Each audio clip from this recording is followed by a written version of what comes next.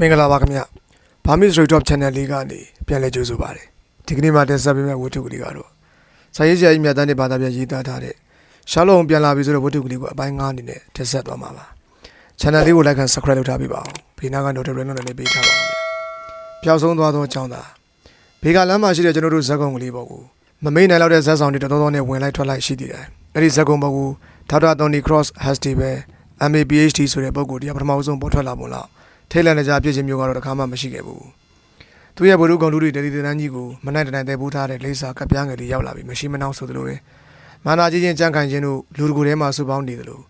အလွန်ကြီးခိုင်ပြီးအလွန်ဟိဟန်များသလောက်ခံကြတဲ့လူကြီးတစ်ယောက်ကကျွန်တော်တို့အခန်းထဲကိုပြုံးကနေဝင်ရောက်လာတယ်။ဒါပေမဲ့အခန်းထဲကိုရောက်ပြီးအခန်းတကားကိုပိတ်လိုက်တဲ့တပြိုင်နက်ကျွန်တော်တို့ရဲ့ဇက်ဆောင်ကြီးပထမဦးဆုံးစတဲ့လုံးဆောင်လိုက်တဲ့ item ကစပွဲစီကိုဒီနေ့ရှောက်လာလို့ဂျမ်းမြေမော်ကိုဘိုင်းကနေပြက်လဲပြီးတဲ့နောက်အခန်းထဲမှာရှိတဲ့ဝဝရေကောစောပေါ်မှာဆက်ဆံကြီးသတိလက်သွားတာဖြစ်ပါတယ်။ကျွန်တော်တို့ကထိုင်ရကနေရုတ်တရက်ထားရလိုက်မိကြပြီးတော့မှ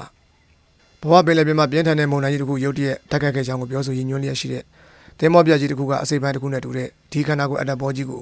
တန်တော်နဲ့ကြည့်နေမိတယ်။အဲဒီနောက်တော့ရှာလော့ကကူရှင်တစ်လုံးကိုပြေးပြီးတော့သူ့ခေါင်းအောက်မှာခုပေးကကျွန်တော်ကသူ့ပါဇက်ကိုဖျဲပြီးဗရာဒီတစ်ခွက်ကိုတိုက်နေတယ်။ဖြူဝဲဖြစ်နေတဲ့မျက်နှာအေးကြီးကတွေ့ကြုံလာတဲ့ဒုက္ခကြောင့်ရှုံးမေးလျက်ရှိပြီးမိတ်နေတဲ့မျက်လုံးအောက်ကမျက်လုံးအင်ကြီးကလည်းညှို့မေးလျက်ရှိတဲ့အပြင်ဗစက်ကြီးတစ်ချမ်းရွယ်လို့တစက်တုံနေတဲ့မီးပေါ်မှာလည်းမုတ်စိတ်ကြီးတွေကထိုးထောင်ဖြစ်နေတယ်။ရှဲကြီးနဲ့လက်စည်းကိုကြည့်လိုက်ခြင်းအပြင်ဒီလူကြီးကခီးဝေးကလာခဲ့ကြောင်းကိုညွှန်ပြလျက်ရှိပြီးပုံပန်းကြတဲ့ဦးခေါင်းပေါ်မှာစပင်းတွေကပြိုပြက်ဖြစ်လျက်ရှိခြင်းကိုကြည့်ကျွန်တော်တို့ရှိမှဆန်းဆန်းကြီးလဲနေသူကအကြီးကျယ်ဒုက္ခရောက်လာသူတို့ဖြစ်မှန်သိတာနိုင်ပါတယ်။ဘာဖြစ်လာတဲ့အိုင်စီအားကုန်ပြီးလဲကျသွားတာအစာမစားလို့ရပင်ပန်းလို့ရဖြစ်သွားတာကျွန်တော်ကအသက်မြင့်မြင့်ကလေးသာဆေးဆေးနေတဲ့အချီမြင့်လို့တေးသေးကလေးသာဆန်းလို့ရတဲ့လက်ကောက်ပေါ်သေးချောကလေးကိုဆိုင်ရင်ပြောတယ်။ရှာလော့ကအဲ့ဒီရဲ့နိုင်အိတ်တွေကလက်မှတ်တစ်စောင်ကိုဆွဲထုတ်လို့အင်္ဂလန်မြောက်ပိုင်းမာကက်တန်ကိုပြန်မလို့ဗျဟောဒီမှာအပြန်ထားလက်မှတ်အခု12နိုင်တောင်မှမထိုးသေးဘူးဧကနာမနဲ့အစောကြီးရထားနဲ့လိုက်လာပုံကြတယ်လေးလံရှုံးသွားတဲ့မျက်ခွန်ကလှုပ်လာပြီးပြားလဲတဲ့မျက်လုံးစုံကကျွန်တော်တို့ကိုငင်းငင်းကြီးစိုက်ကြည့်နေတယ်ခဏကြာတော့ဒီလူကြီးကကုန်းထလာပါတယ်သူမျက်နှာကအဆက်ကြောင့်နေရဲနေတယ်ကျွန်တော်အားနေနေတယ်ခွင့်လို့ပါမစ္စတာဟုံးတော်တော်လေးတော့ကရောက်လာလို့ပါနှုတ်လေးတစ်ခွက်လောက်နဲ့ဘစ်ကစ်ကလေးနည်းနည်းလောက်ရလိုက်ရင်ဟောတော့အချင်းကြီးဆိုးမှမဟုတ်ပါဘူးကျေးဇူးပါပဲအပြန်မှာမစ္စတာဟုံးလက်ခဲ့စေချင်လို့ကျွန်တော်ကိုလည်းလာခဲ့တာပါကျင်းနဲ့ရိုက်နေဒီအမှုကိုခပ်ပေါ်ပေါ်ပဲအောင်မိပြီးအေးစီစီလုံးနေမဆိုလို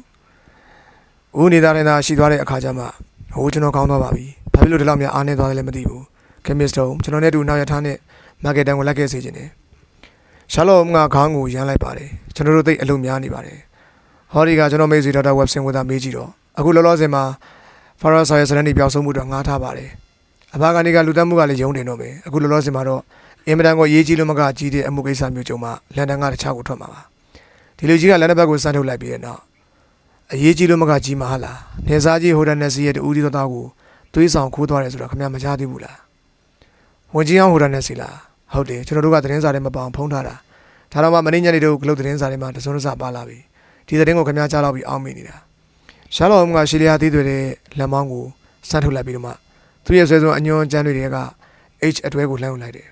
ဟိုဒန်နက်စီစက်တမမြောက်နေစားကြီး KGBC အမလေးပြအခရာတွေကတော့တဝက်လောက်ကုန်သွားပြီ1900ပြည့်နှစ်ကစလို့ဟာလမ်ရှိုင်းရနဲ့လက်ထောက်အမတ်ချုပ်ပြဆောင်ရွက်ခဲ့တယ်ဆာချယ်အဘဒန်ရဲ့သမီးအီဒန်နဲ့1888မှာလက်ထပ်ခဲ့တယ်တဦးဒီသောအမွေဆက်ခံသူကတားဖြစ်သူ Lord Saltire ဖြစ်ပါတယ်မြေက2000ခွဲလောက်ပိုင်ဆိုင်တယ်လန်ကရှိုင်းရနဲ့ဝီလာနယ်တို့မှာတရုတ်တွင်နေရှိတယ်နေလေးစာဂါလ်တန်အေဟိုဒန်နက်စီချန်ဟာလမ်ရှိုင်းရနဲ့ကတ်စတန်ရဲတိုက်ဘန်ကာရွာဝီလာနယ်ရေချောင်းမဲ့ဆိုင်ရာဝန်ကြီး1892ခုနှစ်ပြည်ထောင်ဝန်ကြီးဒီပုဂ္ဂိုလ်ကြီးကတော့အကြီးကျယ်ဆုံးပုဂ္ဂိုလ်ကြီးပဲနည်းနည်းပုဂ္ဂိုလ်မဟုတ်ဘူးဗျအကြီးကျယ်ဆုံးနဲ့မကဘူးအချမ်းသာဆုံးပုဂ္ဂိုလ်မစ္စတာဟုံးသူကလုပ်ငန်းနဲ့ပတ်သက်လို့တန်ဖိုးထားတယ်အကြီးကျယ်ဆုံးနဲ့မကဘူးအချမ်းသာဆုံးပုဂ္ဂိုလ်မစ္စတာဟုံးကလုပ်ငန်းနဲ့ပတ်သက်လို့တန်ဖိုးထားတယ်ငွေကြေးကိုပဓာနာမထားဘဲနဲ့အလုပ်လုပ်နေရင်ကျင်းနေတဲ့လူတစ်ယောက်ဖြစ်တယ်ဆိုတာသိတယ်ဒါပေမဲ့ဆုံးတော်ကြီးကတော့ပြောပြရစီသူသားဘက်မှာရောက်နေတယ်ဆိုတာကိုသတင်းပေးနေသူကိုပေါင်9000သူ့ကိုခေါ်သွားတဲ့သူသို့မဟုတ်လူတွေရဲ့နာမည်ကိုပြောနေတဲ့သူကိုနောက်ထပ်ပေါင်1000ပေးမယ်လို့နေစားကြီးကပြောတယ်ငွေကတော့မနှဲလာဘူးဝက်စီချို့တို့ဟောဒီကဒေါက်တာဟမ်စတီဘဲနဲ့တူအင်္ဂလန်မြောက်ပိုင်းကိုလိုက်ရလိမ့်မယ်တင်တယ်ကဲဒေါက်တာဟမ်စတီဘဲဟောဒီနန်းတို့ကလေးကိုကောင်းအောင်တောက်ပြီးဘာဖြစ်တယ်လဲဘယ်တော့မှလည်းဘယ်လိုဖြစ်တယ်လဲပြီးတော့မာကက်တန်နာကသာသနာပြုချောင်းကြီးဒေါက်တာတိုနီခရော့စ်ဟပ်စတီဘဲအနေနဲ့ဘာတွေလုပ်ခဲ့တယ်လဲကိစ္စပြပြီး3ရက်ကြာမှဘာဖြစ်လို့လာတယ်လဲဆိုတာကိုရှင်းပြစမ်းပါအောင်ကိစ္စပြတဲ့နေ့ကိုတော့ခင်ဗျားမီးပေါ်မှာရှိနေတဲ့နှကမ်းမွေးတွေမုတ်စိတ်မွေးတွေကတတိခံပြီးနေပါပြီကျွန်တော်တို့ရဲ့ဧည့်သည်ကြီးကနွားနုနဲ့ဘီစကွတ်တွေကိုစားတောက်နေပါတယ်အဲဒီနောက်မှာပြည့်ပြက်ကိုပြန်ပြောပြီးအာရပါရထိုင်လို့နေရာယူလိုက်တယ်သူမျက်လုံးတွေကသားရောင်ပြန်ပြီးတောက်ပါလာလို့သူ့ဘားပေါ်မှာလည်းသွေးရောင်ကပြန်ပြီးလွှမ်းလာပြီး ကျန်းစာတင်ကျောင်းကကျွန်တော်ကိုယ်တိုင်တီထောင်ပြီးတော့မှကျောင်းအပြည့်ဆောင်ရတဲ့မူလာတန်းကျောင်းကျွန်တော်ရေးတဲ့ hamster bell ကြီးဟိုရီစကားပြေလည်းပြည့်စင်ဆိုမိတ်ဆွေကြီးတို့ကြားဖို့လိမ့်မယ်တင်တယ်မိတ်ဆွေကြီးတို့သိတဲ့အတိုင်းပဲကျန်းစာတင်ကျောင်းကအင်္ဂလန်မှာပြန်ကောင်းဆုံးကျောင်းဖြစ်ပြီးတော့အင်မတန်လူရေးပြီးမှဝင်ခွင့်ပေးတဲ့မူလာတန်းကျောင်း Lord Liverstoke တို့ Blackwater တို့နေစားကြီးတို့စာကတ်ကတ်ဆုံးလို့ဆိုတဲ့ပုံကိုယ်တွေကလည်းသူတို့သားတွေကိုကျွန်တော်ကျောင်းမှာပဲထားခဲ့ကြတယ်တော်တော်လည်းလွန်ခဲ့တဲ့3ပတ်လောက်တုန်းကဟိုရနစီနေစားကြီးကသူ့အတွင်းဝန် Mr. James Wilder ကိုလွတ်ပြီးတော့သူ့ရဲ့တဦးတည်းသောမွေစားမွေခံဆီနီတာ Lord Saltire ကိုကျွန်တော်ကျောင်းမှာလာတဲ့ချိန်တော့ကျွန်တော်ကျောင်းဖို့ဇာတာဆန်းလက်အတက်ဆုံးချိန်ဖြစ်သွားတာပေါ့ဒါပေမဲ့ဒီအဖြစ်အပျက်ကကျွန်တော်ကိုဒုက္ခလလကြီးရောက်ဖို့ရှေ့ပြေးဖြစ်တယ်ဆိုတာကိုတော့မသိခဲ့ဘူးနေရာဒီတင်တန်းရက်ကိုမေလ1ရက်နေ့မှာစတယ်တငယ်လေးလည်းအဲ့ဒီနေ့မှာပဲကျောင်းဆက်တတ်တယ်တငယ်လေးကတော်တော်ချစ်စရာကောင်းတဲ့တငယ်လေးခဏကြာတော့ကျောင်းထဲသားကျသွားတာပဲတကူတော့ပြောပြရစီကျွန်တော်ကလက်လွတ်စပယ်ပြောတာတော့မဟုတ်ဘူးဒီလိုကိစ္စမျိုးမှာမပွင့်တပွင့်ပြောရင်တိတ်အထိပ်ပဲမရှိဘူးလို့ထင်တယ်တငယ်ကလေးကိုကြည့်ရတာသူ့အိမ်မှာတိတ်ပြောဖို့မရဘူးနေစားချင်းအိမ်တော်ကြီးကလည်းတဲ့အဆင်မပြေဘူးဆိုတာလူတော်များများသိကြတယ်ဒါနဲ့သူတို့လင်မယားကနှုတ်သဘောတူကွာရှင်းပြီးတော့နေစားကတော်ကြီးကပြင်သစ်ပြည်တောင်ပိုင်းမှာသွားနေတယ်ဒီကိစ္စကပြတ်တာမကြသေးဘူးခလေးကတော့အမေပေါ်မှာတန်ရုံးစင်တော်တော်ကြီးတယ်ဟိုတနစီရဲတက်ကအမေထွက်သွားတာနဲ့တပြိုင်နက်ခလေးကအမေကိုတတ်တတ်ဖြစ်နေတယ်ဒါကြောင့်မလို့ခလေးစိတ်ပြေလက်ပြောက်ရှိပါစီတော့ဆိုပြီးနေစားကြီးကခလေးကိုကျွန်တော်ကျောင်းစာပို့လိုက်တာမကြပါဘူး2ပတ်လောက်ရှိတော့ခလေးကလည်းအသားကျသွားပြီးတော့မှကျောင်းပြောက်သွားတဲ့ပုံပေါက်လာတယ်သူပြောက်သွားတာကမေလ23ရက်နေ့ညမှာလွန်ခဲ့တဲ့တနင်္လာနေ့ညဆိုပါစို့သူအခန်းကဒုတိယတက်မှာသူအခန်းကိုဝင်တခြားတငယ်2ယောက်အိတ်တဲ့အခန်းကျကြီးတစ်ခန်းကိုပြတ်ပြီးမှဝင်လို့ရတယ်အဲ့ဒီတငယ်ကလေး2ယောက်ကဘာသာမှလည်းမကြားဘူးဘာမှလည်းမမြင်လိုက်ရဘူးဆိုတော့တငယ်လေးထွက်သွားတာကအခန်းထဲကဖြတ်ထွက်သွားတာမဟုတ်ဘူးဆိုတာသိကြတယ်သူအခန်းပရင်ပေါက်ကပွင့်နေပြီးမြေကြီးကနေရွယ်တက်နေတဲ့အာဗီနယ်ပင်ကြီးတစ်ပင်ကလည်းပရင်နာမှာရှိနေတယ်အောက်ကိုရှောက်ကြည့်တော့လည်းခြေရာတွေဘာတွေမတွေ့ရဘူးသူထွက်ကျင်ဒီတစ်ပေါက်ပဲရှိတယ်ဆိုတာသိကြတယ်အင်္ဂါနေ့မနက်9:00နာရီကျတော့သူပြောင်းနေတာကိုတွေ့ရတယ်အေးရကိုတက်ကြည့်တော့ညကအေးထားတဲ့လက္ခဏာကိုတွေ့ရတယ်မသွားခင်မှာနဲ့ရောင်အီဒန်ကျောင်းကိုအင်းကြီးကိုဝတ်ပြီးတော့မှနက်ပြရောင်ဘောင်းမီကိုဝတ်ထားတယ်အခန်းထဲကိုအပြင်သစိမ်းဝင်လာတဲ့ခြေရလက်ရလည်းမတွေ့ရဘူးတပတ်ကန်းကခက်ကြီးကြီးကျောင်းသားလေးကွန်တာကအေးဆက်လီတော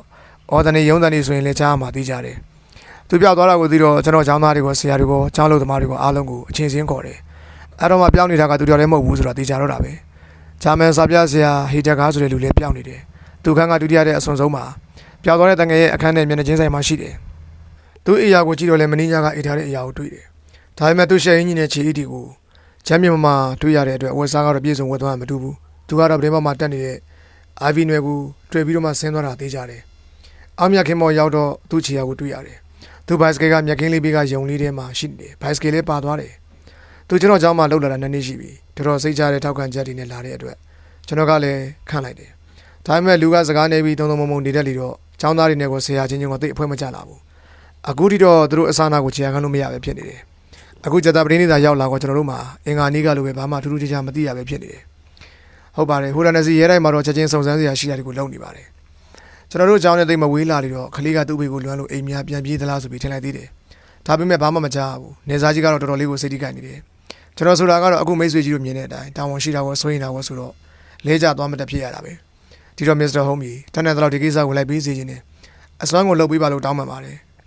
်ဒီလောက်အစွမ်းကိုလုပ်ရမယ့်အမှုမျိုးနောက်မှတွေးချင်မှတော့မှတွေးတော့မှာပါရှာလော့ကစိတ်ထိခိုက်လျက်ရှိတဲ့အကြောင်းအကြီးရဲ့စကားတွေကိုစိတ်ပါဝင်စားစွာနဲ့နားထောင်နေတယ်ဒီပြဿနာကလွန်စွာမှစိတ်ဝင်စားစရာကောင်းတဲ့ပြဿနာတစ်ရပ်ဖြစ်အောင်သာမကရှာလော့ကိုယ်တိုင်ကလည်းထူးဆန်းရှုပ်ထွေးတဲ့ပြဿနာတွေနဲ့နှစ်သက်သူတူဖြစ်တဲ့အလျောက်အထူးအောင်ဆိုင်ကြိုးစားပြီးဖို့တောင်းပန်ဖို့မလိုချောင်းနဘူးရတုံးပြီးမျက်မှောင်ကုန်နေတာကိုကြည်ချမ်းပြင်သိနိုင်တယ်ခက်တနနဲ့ရှာလော့က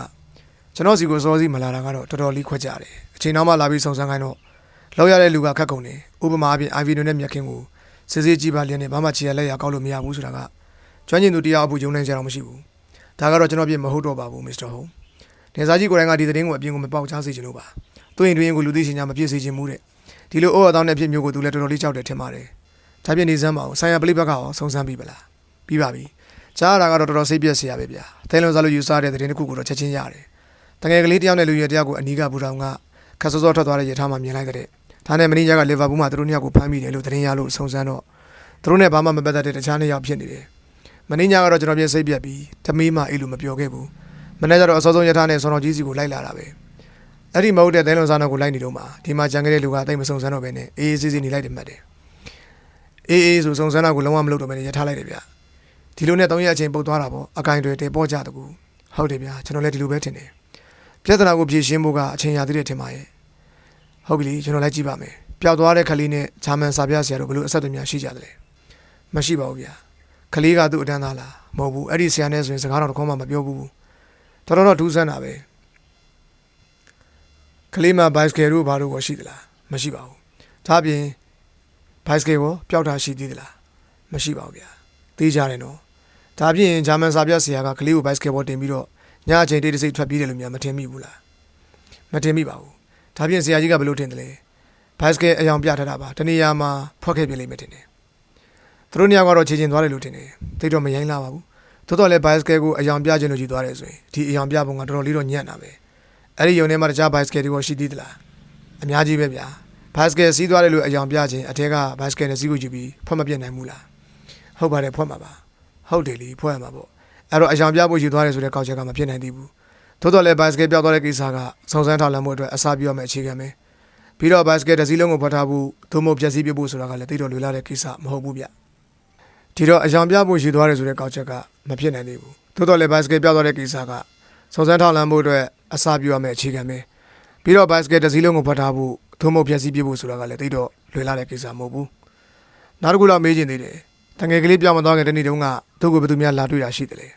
မရှိပါဘူးခင်ဗျာစားတို့ဘာလို့မလာဘူးလားတစောင်းတော့လာတယ်ဘသူစီကတော့သူ့ဖေစီကပါကျောင်းသားတွေရဲ့စာကိုဆရာကြီးကဖောက်ဖက်တတ်သလားမဖက်ပါဘူးဗျာသူ့ဖေစီကလာတဲ့စာလို့ဆရာကြီးကဘယ်နဲ့လို့သိတယ်လဲစာရေးပေါ်မှာနေစားကြီးရဲ့ကိုယ်ပိုင်တစ်စိတ်ရိုက်ထားပါတယ်ပြီးတော့စာရေးပေါ်မှာရေးထားတဲ့လက်ရေးကလည်းနေစားကြီးရဲ့လက်ရေးပါဝိုင်းဝိုင်းကြီးတွေနေစားကြီးကိုမေးတော့လေသူစာဆောင်ရေးလိုက်တယ်ဆိုတာပြောပြပါတယ်ဒီစာများကတခြားစာတွေကမရဘူးလားမရတာကြပါပြီပြင်သစ်ပြည်ကစာတို့ဘာလို့မလာဘူးလားတစောင်းမှမလာဘူးဗျကျွန်တော်မေးတဲ့မေးခွန်းရဲ့သဘောကိုဆရာကြီးနားလည်တယ်နော်တငယ်ကလေးကိုတင်းတမချင်းချောက်ခေါ်သွားသလားဒါမှမဟုတ်သူ့အလူတွေရောက်ထွက်သွားတာလားဆိုတာကိုကျွန်တော်တို့စဉ်းစားဖို့လိုလိမ့်မယ်အကယ်၍သူသဘောတိုင်းသူထွက်သွားတယ်ဆိုရင်ဒီလိုကလေးတယောက်ကဒီလိုမျိုးအလိုမျိုးလုပ်ဖို့အတွက်အပြင်ကအားပေးအားမြောက်လုပ်တာရှိရလိမ့်မယ်အကယ်၍သူ့စီကိုဧည့်သည်တွေဘာတွေမလာဘူးဆိုရင်စာရေးပြီးအားပေးအားမြောက်လုပ်တာမျိုးဖြစ်ရမယ်ဒါကြောင့်မလို့သူ့စီကိုဘယ်သူတွေစာရေးလေးရှိတယ်လဲလို့မေးရတာဒါကတော့ကျွန်တော်လည်းသိမသိဘူးခင်ဗျာကျွန်တော်သိသလားပြောရရင်တော့သူ့စီကိုစာရေးတဲ့လူဆိုလို့သူ့ဘေးတယောက်တည်းပဲရှိပါတယ်သူပြောသွားတဲ့နေ့မှာကသူ့စီကိုဘယ်သူစာရေးသေးတယ်လဲဒါပါကြမှာကအဆင်ပြေပုံရရလားနေစားကြီးကတော့ဘယ်သူနဲ့မှဟာဘက်ဆက်ဆံလိမ့်မရှိဘူးနေစားကြီးကတိုင်းပြည်ကိစ္စတွေနဲ့လုံးပန်းနေရလေတော့ဒါမှန်ကိစ္စလေးတွေကိုဒီလောက်ခီးမဆိုင်နိုင်ပါဘူးသို့တော်လည်းသူနီးနဲ့သူသားကိုတော့ချစ်ရှာပါတယ်ဒါပေမဲ့ကလေးကတော့အမေကိုပူပြီးတော့မှပူရိုင်းနေမလားဟုတ်ပါတယ်သူကိုယ်တိုင်ကဖွင့်ပြောသလားမပြောပါဘူးဒါပြင်နေစားကြီးကမပြောဘူးသလားဂျန်ကြီးစီဟာမပြောပါဘူးခင်ဗျဒါပြင်ဆရာကြီးကဘယ်လိုလုပ်ပြီးသိတယ်လဲနေစားကြီးရဲ့ကိုကြီးအတွင်းမစ္စတာဂျေးမွိုင်တာနဲ့ကျွန်တော်နှစ်ယောက်ချင်းစကားပြောဘူးတယ်ကလေးကသူ့အမေပေါ်မှာစိတ်ရိုင်းနေတယ်ဆိုတာသူပြောလို့ကျွန်တော်သိတာဟုတ်ပြီဒါတဲ့စကားမစနေစားကြီးစာရှိတယ်မလားအဲ့ဒီစာကိုဘယ်မှာတွေ့တယ်လဲကလေးပြောက်သွားပြီးမှသူ့ခန်းထဲမှာတွေ့သလားမတွေ့ပါဘူးအဲ့ဒီစာကိုကြည့်သွားပါတယ်ကဲမစ္စတာဟုံကျွန်တော်တို့သွားဖို့အချိန်တော်ပြီတင်တယ်တောက်ကတည်းကမှားလိုက်မယ်လေ15မိနစ်လောက်ဆိုရင်ကျွန်တော်တို့အစင်းစင်းဖြစ်ပါပြီဆရာကြီးကိုပြောလိုက်ရအောင်မယ်အကယ်၍အိမ်ကိုများချင်းနဲ့ရိုက်လို့ရှိရင်လူပြမှုနဲ့ပတ်သက်လို့စုံစမ်းမှုတွေကိုလီဗာပူးမှာလုပ်နေတယ်လို့အဲ့ဒီနောက်တော့မှသတင်းလွှင့်တိုင်းကောင်းမယ်ထင်တယ်ဒါမှမဟုတ်လက်တနေရာမှာစုံစမ်းနေတဲ့ပုံပေါ့လောလောဆယ်တော့အဲ့ဒီမှာကျွန်တော်တို့လာစုံစမ်းတာကိုလူမသိစေချင်သေးဘူးတက်တက်စစ်စစ်ပဲလုပ်ချင်တယ်အနှံ့ကတော့ပူပူနွေးနွေးပဲရှိပါသေးတယ်ကျွန်တော်နဲ့ web ဆင်အမဲလက်ခွေးကြီးနှစ်ကောင်နဲ့အနှံ့ခိုင်တော့ရတန်ကောင်းရဲ့လို့အောင်းမိရတာပဲအဲ့ဒီနေ့ညနေပိုင်းမှာကျွန်တော်တို့ကဒေါက်တာဟမ်စတီဘဲရဲ့ကျန်းစာတင်ကြောင်းရှိရာချမ်း AB လေတူတိုင်နေတဲ့အင်္ဂလိပ်ပြည်မြောက်ပိုင်းတောင်ကုန်းဒေသကိုရောက်သွားတယ်ကျွန်တော်တို့ရောက်သွားတဲ့အချိန်မှာတော့မောင်စားပြုတ်နေပြီစပွဲပေါ်မှာလိပ်စာကပြားတစ်ခုကိုတွေ့ရပြီးတော့ဆရာကြီးရဲ့ဘန်နာဆိုးကနီးကိုကက်လို့တစုံတရာကိုတီးတို့ပြောလိုက်တဲ့အခါဆရာကြီးကတုံးလုံးချောချတဲ့မျက်နှာနဲ့ကျွန်တော်တို့ဘက်ကိုလှည့်လို့နေစားကြီးရောက်နေတယ်ခင်ဗျာနေစားကြီးကသူ့ရဲ့အတွင်းကိုမစ္စတာဝိုင်တာရောစာကြီးခန်းထဲမှာထိုင်ဆောင်နေကြတယ်ကျွန်တော်မိတ်ဆက်ပေးပါမယ်နေစားကြီးကတင်ရှားတဲ့တိုင်းပြည်ခေါင်းဆောင်တူဖြစ်တဲ့အတွက်ကျွန်တော်ကသူ့ရဲ့ရုပ်ပုံတွေကိုမကြာခဏတွေ့ဘူးပြီးသားဖြစ်ပါတယ်ဒါပေမဲ့အပြင်မှာတော့ဓာတ်ပုံထဲမှာပါတဲ့ရုပ်နဲ့နည်းနည်းမှမတူဘူးနေစားကြီးကအယက်မြင့်ပြီးခံရတဲ့ဥပဒေကိုရှိသလိုအဝတ်စားကိုကြကြနနဝတ်ဆင်ထားတယ်မျက်နှာကပိန်ချုံချောင်ကျနေပြီးတော့မှနှာခေါင်းကနည်းနည်းလေးရှည်လျားကအတော်ကြီးကောက်နေတယ်အသားကတော့လူသိလူဖြူရလျက်ရှိတဲ့အတွက်အဖြူရောင်ကိုချက်အင်ကြီးပေါ်မှာ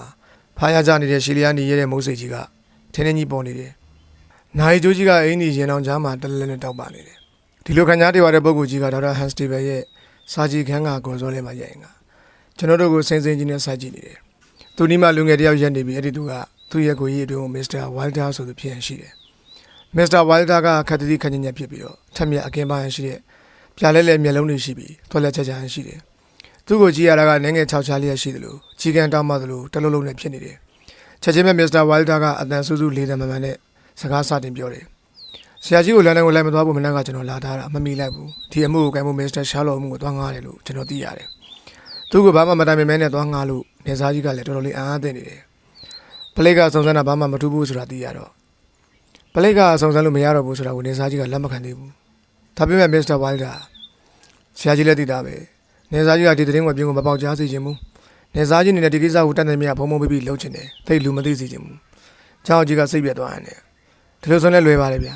မစ္စတာအုံးတို့ကိုနောက်တစ်နေ့မနေ့စောစောရထားနဲ့လန်ဒန်ကိုပြန်ပို့လိုက်အောင်ပေါ့ရှာလော့ကသူ့ထုံးစံတိုင်းလေးတန်းချိုချိုနဲ့ပြန်နိုင်ဦးလားဆရာကြီးညပိုင်းကလေကောင်းလေးတန်းလေးရမယ်ကျွန်တော်အနေနဲ့ခဏတစ်ပြုတ်တော့ဆေးကြီးလေးနေဦးမယ်စိတ်ကူးထားတယ်ဆရာကြီးတို့စီမှာမတဲစီချင်ဘူးဆိုရင်ကျွန်တော်ဘာသာတဲကူကန်တကူမှာတဲပါမယ်ဒါကတော့ဆရာကြီးတို့ရဲ့သဘောပါကျောင်းဆရာကြီးကဘယ်လိုပြောမှမသိဘဲနဲ့အခက်တွေ့နေရရှိတယ်ဒါပေမဲ့မုတ်စိတ်နေနေတဲ့နေစားကြီးရဲ့စကားကြောင့်ကျောင်းဆရာကြီးကအသက်ရှူချောင်သွားတယ်နေစားကြီးရဲ့အတန်းကဓမင်းစားခေါင်းလောင်ကိုတီးလိုက်တယ်လို့အော်ပြီးတော့မှထွက်လာတယ်အမှန်ကတော့ကျွန်တော်ကိုတိုင်ပင်မှုကောင်းတယ်ဒါပေမဲ့လည်းမစ္စတာဟုံးကိုဆရာကြီးကလုံးဝအောင်ဖွင့်ပြောပြီးဖြစ်လေတော့သူ့အကူကြီးကိုမယူဘူးဆိုရင်လည်းတိတ်တော့အဓိပ္ပာယ်မရှိဘူးမစ္စတာဟုံးတဲကူကန်နေဘာတွေလဲသွားပြီးတဲမနေပါနဲ့တော့ကျုပ်နဲ့တူလိုက်ပြီးကျုပ်ရဲ့ဟိုဒန်နစီရဲတိုင်းမှာပဲလာတဲလေပါကျေးဇူးတင်ပါတယ်နေစားကြီးအမှုကိုစုံစမ်းမှုဆိုရင်တော့ကျွန်တော်အတွက်အချင်းဖြစ်တဲ့နေရာမှာရှင်ကောင်းမယ်လို့ထင်ပါတယ်ဒါတော့မစ္စတာဟုံးရဲ့သဘောတိုင်းပါပဲကျုံနဲ့ဟောဒီကမစ္စတာဝိုင်ထာတို့စီကတိလူတိုင်းများရှင်တော့မင်းနေပါတယ်ဖြေဖို့အဆင်သင့်ပါပဲနေစားကြီးရဲ့ရဲတိုက်ကိုကျွန်တော်လာဖို့လိုချင်ပါလိမ့်မယ်အခုလောလောဆိုတော့ကျွန်တော်မေးချင်တာတခုပဲရှိပါတယ်ခလေးပြောက်သွားတဲ့နဲ့ပတ်သက်လို့နေစားကြီးရဲ့ကိုယ်ပိုင်ထင်မြင်ယူဆချက်များရှိပြီးပါပြီလားနေစားကြီးစိတ်ထိခိုက်မဲ့အချောင်းကများမေးမိတယ်ဆိုရင်ခွင့်လွှတ်ပါခင်ဗျာကျွန်တော်အနေနဲ့မမေးရင်မဖြစ်လို့ပါဒီကိစ္စမှာနေစားကြော်ကြီးနဲ့များတစုံတရာသက်ဆိုင်နေတယ်လို့ထင်မိပါသလားနေစားကြီးကတန်းကြတွေးဝေးနေတယ်နောက်ဆုံးတော့ဒီလိုမထင်မိပါဘူးလို့ပြန်ဖြေတယ်နောက်တစ်ချက်စဉ်းစားစရာရှိတာကငွေလိုချင်လို့ကလေးကိုပြန်ပေးဆွဲတာများလားငွေတောင်းတဲ့စာတွေဘာတွေများရလိုက်တာမရပါဘူးလို့နေစားကြီးကဖြေလိတော့နောက်ဆုံးတစ်ခုလောက်မေးပြရစီအောင်အချင်းပြပါတဲ့နေ့တုန်းကနေစားကြီးကကလေးစီကိုစားဆောင်ရေးလိုက်တယ်မလားအဲ့ဒီနေ့ကမဟုတ်ဘူးဗျာအဲ့ဒီရင်တနေ့ကရေးတာဟုတ်ကဲ့ဒါပေမဲ့ကလေးလက်တွေကိုရောက်တော့အဲ့ဒီနေ့မှရောက်တယ်မလားမှန်ပါတယ်ကလေးရဲ့စိတ်ကိုတမျိုးတစ်ပုံပြောင်းလဲသွားစေမဲ့သို့မဟုတ်ကလေးကိုဒီလိုလောက်အောင်တွန်းအားပေးတဲ့သဘောမျိုးစာထဲမှာကောတစုံတစရေးလိုက်မိသလားမပါပါဘူးခင်ဗျာဘယ်ပါပါမလဲစာကိုနေစားကြီးကိုယ်တိုင်ထည့်သလားနေစားကြီးကစာကြီးကိုယ်တိုင်မထည့်ပါဘူးအဲ့ဒီစာကိုတခြားစာရင်းနဲ့အတူစာကြီးကစပွဲပေါ်မှာတင်ထားပါတယ်ချောအိတ်တဲကိုတော့ကျွန်တော်ကိုယ်တိုင်ထည့်လိုက်တာပါနေစားကြီးကတစုံတရာပြန်ပြောမဲ့အပြုအထုံးဝန်ကတော့ကမျိုးဝင်ပြောလိုက်တယ်ဒါပြင်ချောအိတ်တဲပါသွားတယ်ဆိုတာသိချတယ်ပေါ့ကျွန်တော်မြင်လိုက်ပါတယ်အဲ့ဒီနေ့ကနေစားကြီးစာတွေဘယ်နှစောင်းလောက်ရေးပါတယ်လဲ20 30လောက်ရှိမှတင်တာပဲကျုံမှာစာဆက်တွေများတယ်မလားဒါပေမဲ့ဒါနဲ့ဘာမှမဆိုင်ဘူးထင်ပါတယ်လုံးလုံးမဆိုင်တာတော့မဟုတ်ဘူးခင်ဗျာရှာလုံးကဆိုတယ်ကျွန်တော်အနေနဲ့ကတော့ပလေးအဖွဲ့ကိုပြင်သစ်ပြည်တောင်ပိုင်းကိုအာရုံစိုက်ဖို့ပြောထားတယ်လေနေစားကြော်ကြီးကဒီလောက်ကြောက်ကြကောင်းတဲ့ကိစ္စမျိုးကိုတော့အားပေးရမျိုးလုံးမထင်ဘူးဆိုတာခင်ဗျားတို့ပြောပြီးပြီသို့တော်လည်းကလေးမမားတဲ့ယူဆတွေရှိနေတယ်ဒီတော့ကလေးကဂျာမန်စာပြဆရာရဲ့သွေးဆောင်မှုအားပေးရမျိုးလုံးမှုနဲ့သူ့မိစီကိုထွက်ပြေးမယ်ဆိုရင်လည်းဖြစ်နိုင်တယ်ကဲဆရာကြီးကျတို့ပြန်အောင်ပါပဲတင်နေရှာလုံးမေးလို့တဲ့မေးဖို့နေချမ်းနေဒီကြောင့်ကိုကျွန်တော်ကသတိပြုလိုက်မိတယ်သို့တော်လည်းနေစားကြီးကပြန်တော့မယ်လို့ရုတ်တရက်ပြောလိုက်တဲ့အခါသူတို့နေရာတွေးဆုံမင်းမြန်ကန်ကစကန်းသိမ်းသွားခဲ့ပြီနေစားကြီးကတက်တန်းလွာမင်းစိုးရာစာဆရာကြီးသူပြီသူ့ရဲ့တွင်းရည်တွေကိုလူစိမ်းတယောက်နဲ့ဆွေးနွေးရမှာကိုနှိမ့်မြုပ်ဟန်ရှိဟန်မတူဘူးဒါဒီမှာကနောက်ထပ်မေးဖို့နေမေးလာရင်သူတို့နေစားဆွေးစီမျိုးဆက်သမိုင်းကအတွင်းရည်တွေကိုလူအများသိမှာကိုလည်းဆွေးနေရရှိတယ်နေစားကြီးနဲ့သူ့အတွင်းဝင်လို့ပြန်သွားတဲ့ခါမှာတော့ရှာလော့ကသူ့စီရဲ့အတိုင်းစုံစမ်းထောက်လှမ်းမှုတွေကိုအားသွန်ခွန်ဆိုင်စတင်လှုပ်ဆောင်ခြင်းပြုတယ်ကျွန်တော်တို့ကတငယ်ကလေးရဲ့အိတ်ခမ်းကိုတေချာစွာနဲ့စစ်ဆေးကြည့်ရှုပြီးပြီမဲ့ပထမဘက်ကထွက်ပြေးသွားနိုင်တယ်ဆိုတဲ့အချက်မှအပတခြားဘာကူမှတူတူကြကြမတွေ့ရဘူးဂျာမန်စာပြဆရာရဲ့အခန်းနဲ့သူ့ရဲ့ပစ္စည်းကိုကြည့်ရှုစစ်ဆေးရမှာလည်းပဲဘာမှသဲလွန်စာမတွေ့ရဘူးအိုင်ဗီနယ်တချောင်းကတော့သူ့ရဲ့ကိုလေးချင်းကိုမခံနိုင်မင်းနဲ့ပြက်ကြလေးရှိတာကိုတွေ့ရပြီးတော့သူစင်းတဲ့နေရာမြခင်းတဝိုင်းမှာတော့ခြေရာတွေကိုမီးအောင်မှတွေ့ရတယ်တငယ်ကလေးပြောက်သွားခြင်းနဲ့ပတ်သက်ပြီးလက်စုပ်လက်ကန်သက်သေပြနေတဲ့အရာဆိုပြီးမြခင်းတဝိုင်းမှာအဲ့ဒီခြေရာချိုးတာရှိပါတယ်ရှာလော့ငါရင်ငါတယောက်တည်းထွက်သွားပြီးတော့မှည7 နာရီထိုးပြီးမှပြန်အောင်လာခဲ့တယ်ရှာလော့ငါမြေတိုင်းဌာနသုံးအဲ့ဒီနယ်တဝိုင်းမြေပုံကြီးတစ်ချက်ကိုရှာလာပြီးကျွန်တော်အခန်းထဲကိုယူလာလို့အေးရပေါ်မှာဖြန့်ကမြေပုံကားချက်ပေါ်မှာမိုင်းရင်ကိုတင်ပြီးစီးတံကိုခင်းကတချီတချီမှလည်းမိကိုရီထွက်နေပါတော့တယ်အဲ့ဒီဘရင်စီးတဲ့ယူနဲ့စိတ်ဝင်စားစရာကောင်းတဲ့နေရာတွေကိုထောက်ပြနေတယ်အိုင်စီအမှုကတော့ကျုပ်စိတ်ကူးထဲမှာတော်တော်လေးပုံပေါ်နေပြီအမှုကတော်တော်စိတ်ဝင်စားစရာကောင်းတဲ့အချက်တွေကိုတွေ့နေရတယ်ပထမအဆင့်အနေနဲ့ဟောဒီပထဝီဝင်အနေထားလေးကိုခင်ဗျာချက်မိနေဖို့လိုတယ်ဒီအချက်ကကျုပ်တို့စုံစမ်းရမှာတော်တော်လေးအရေးကြီးလာနိုင်တယ်မြေပုံကိုကြည့်ဟောဒီစတူရန်မို့မဲမဲကကျုပ်တို့တဲနေတဲ့ကျန်းစာတင်ကြောင်း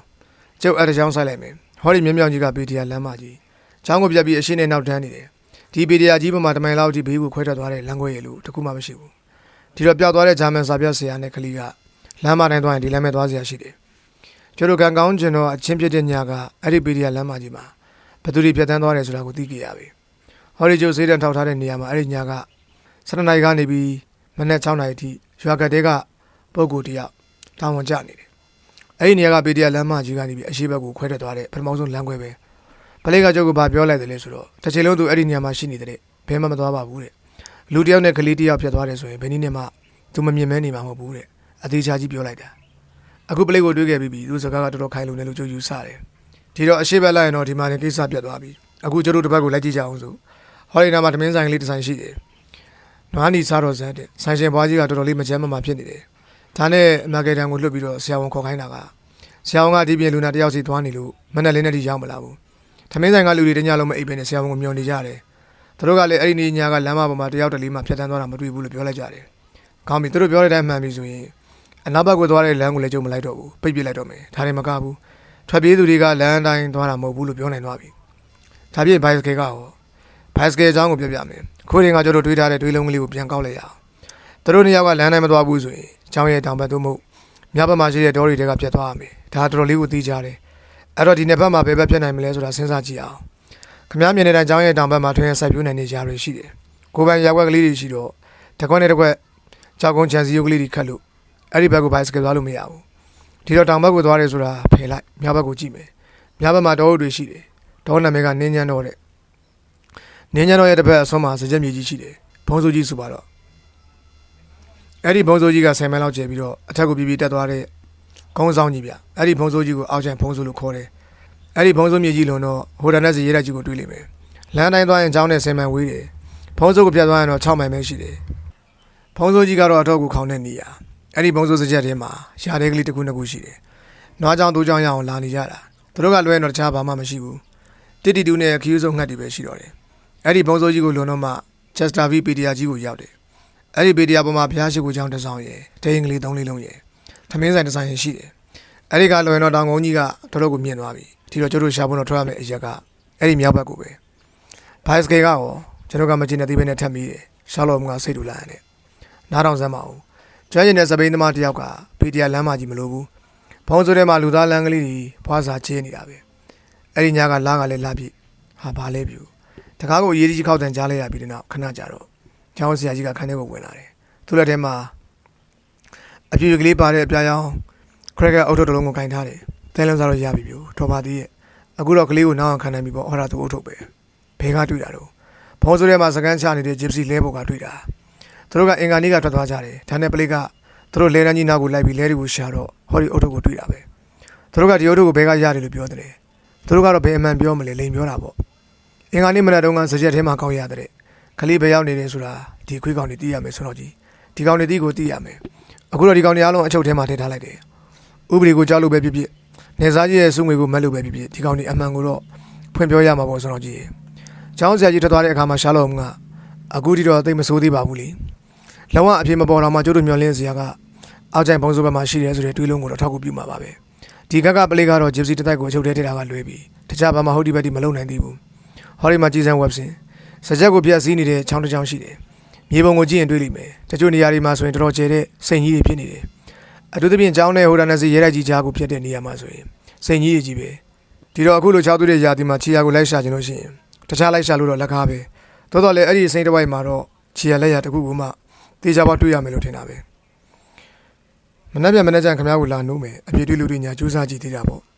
နောက်တနေ့မနေ့အရက်မြင့်မြင့်ပိမ့်ပိမ့်ပပနဲ့ရှာလုံမြရဲ့ရုပ်သဏ္ဍာန်ကိုကျွန်တော်ကအေးရပေးမှမြင်လိုက်ရတဲ့အခါမိုးစင်လေးနေပြီရှာလုံကဝတ်စားပြေဆုံးကိုဝတ်ထောင်းတာမကအပြင်ကနေတစ်ဖက်ပြန်လာခဲ့ရင်တူတယ်မြက်ကင်းတဲ့ဘတ်စကတ်ယုံကလေးကိုတော့ကြည့်ခဲ့ပြီးပြီနင်းညံတော်ဘက်ကိုလည်းတစ်ခေါက်တော့ရောက်ခဲ့ပြီးပြီတစ်ဖက်ကမ်းမှာကိုကိုဖြော်ပြီးသားအစင်းစင်းရှိတယ်ပြူခတ်တုတ်ကလေးလုံးမှာဒီနေ့တနေ့လုံးအလုံးများကိန်းမြင်တယ်မိမိရှိမှအလုံးလုံးဆရာကိုမြင်တဲ့အလုပ်တင်ဆရာတယောက်ရဲ့ဝမ်းမြောက်ရွှင်လန်းမှုမျိုးနဲ့ရှာလုံမြင်မျက်လုံးတွေကတစ်ပြက်တောက်ပလျက်ရှိပြီးဘာပြင်ကနေရဲနေပါတော့တယ်ဒီကမှာရှာလုံကဘေးကလမ်းကတွေးတော်စဉ်းစားနေတဲ့မျက်နှာပြောနဲ့အတွေ့အကြုံမဟုတ်တော့ပဲနဲ့ဖြက်လက်တက်ကြွပြီးတမှုထူးခြားတဲ့ရှာလုံဖြစ်လာခဲ့ပြီးခွန်အားပြည့်တဲ့တောင်းဝင်လှူရှားလျက်ရှိတဲ့ခတ်တော်ခတ်ချစ်ချစ်သူ့ကိုယ်လုံးကိုမြင်လိုက်တာနဲ့တပြက်နဲ့ဒီကနေ့ကကျွန်တော်တို့အဖို့အလုပ်များမယ်နေဖြစ်ကြောင်းကိုကျွန်တော်ရဲ့ရင်ထဲကအလိုလိုသိလိုက်ပြီဒါပေမဲ့ကျွန်တော်တို့ကစစချင်းစောင်းနေတွင်ဆိုသလိုစိတ်ပြည့်စရာတွေနဲ့ကြုံတွေ့ရတယ်ကျွန်တော်တို့ကမျောလင်းချက်ကြီးစွာနဲ့သေဆွေးမြေဆွေးတွေဖုံးပြီးလူသားလမ်းကလေးတွေရှုပ်ချက်ခတ်နေတဲ့စက်ချက်ကြီးကိုပြတ်တန်းလာခဲ့တော့နောက်ဆုံးမှကျွန်တော်တို့နဲ့ဟိုဒါနယ်စီရဲတိုက်ကြီးကြားမှာချားနေတဲ့တိပင်အုပ်တွေပေါက်နေတဲ့စိန်ကြီးကိုရောက်လာခဲ့ကြတယ်အကယ်၍ဒီတငယ်ကအိမ်ကိုပြန်နေဆိုရင်ဒီစိန်ကြီးကိုတရားပေါက်ဖြစ်ရမယ် ဒါဆိုရင်ခြေရာကိုတေချာပေါက်တွေ့ရမှာဖြစ်တယ်သို့တော်လည်းတငယ်ကလေးရဲ့ရေးရောင်ကိုတ၎င်းဂျာမန်ဆရာရေးရောင်ကိုတ၎င်းတစုံတစမှမတွေ့ရဘူးရှာလော့ကစိန်တော်အဆက်မှာခောက်ထုတ်ခပြန်ရှောင်းရင်းကရင်းကြီးတွေကပပဖုံးနေတဲ့မြေကြီးပေါ်မှာရှုံးပေါ်တိုင်းကိုဂီယူဆိုင်နေလိုက်လံကြည့်ရှုနေတယ်ဒါပေမဲ့သူ့မျက်နှာကညိုတဲ့ညိုလာခဲ့ပြီဒီနေ့တစ်ပိုင်းမှာသူ့ခြေရာတွေကရှုပ်ချက်ခတ်နေပြီမိုင်နှင်းကလေးအကွာမှာလဲနွားခြေရာတွေကပွားစားကျဲနေတာကိုတွေ့ရတယ်အဲ့ဒါကလည်းတခြားဘာမှထူးထူးခြားခြားမတွေ့ရဘူးရှာလော့ကဂမှုကလေးတွေဂျန်ဝမ်ကလေးတွေနဲ့ပြည်နေတဲ့စကြက်ကြီးကိုလှမ်းမြော်ကြည့်လို့စစ်စေးချက်အမှတ်တွေဟိုအောက်မှာစိတ်တူရှိသေးတယ်ဗျဒီဘက်ကစိတ်နဲ့ဟိုဘက်ကစိတ်ကြားမှာချောင်းကပလင်းတစ်လုံးရဲ့လေမင်းလို့ကျင်းနေတယ်ဟောတာပါလဲပြူစိတ်တော်လည်းမှာကွေးကောင်းနေတဲ့လူသွားလမ်းကလေးတစ်လမ်းကိုမြင်ရတယ်လူသားလမ်းမြေပြပြပေါ်မှာဘိုင်စကုတ်တစ်စီးကဘိန်းရတွေကိုတွေ့မြင်ရပါတယ်တွေ့ပြီပြူကျွန်တော်ကဝမ်းသာအားရအော်တယ်ဒါပေမဲ့ရှာလော့ကခေါင်းကိုရမ်းတယ်သူမျက်နှာမှာဝမ်းသာတဲ့အမူအရာထက်ဝေခွဲမရတဲ့အမူအရာနဲ့မျောလင်းတဲ့အမူအရာတွေပေါ်နေတယ်ဘိုင်စကယ်တစ်စီးရဲ့ဘိန်းရဒါပေမဲ့ကျတို့ဘိုင်စကယ်ဘိန်းရတော့မဟုတ်ဘူးဘိုင်စကယ်တာယာဘိန်းရ42မျိုးကိုကျုပ်ကောင်းကောင်းသိတယ်အခုဘိုင်စကယ်ဘိန်းရကဒန်လော့တာယာဘိန်းရအပြည့်ဘက်နှခမ်းမှာဖာယာလေးနဲ့ဟီတကားရဲ့ဘိုင်စကယ်တာယာကပါမတာယာတာယာပန်းတွေကအရှိလိုက်ဆိုတော့မြေကြီးမှာအစင်းစင်းကြီးတွေအရှိလိုက်ထင်ချင်ခဲ့တယ်တင်ချပြတဲ့ဆရာအေဗလင်းကိုမေးကြည့်တော့သူကကျုပ်ကိုအသေးချာပြောလိုက်တာ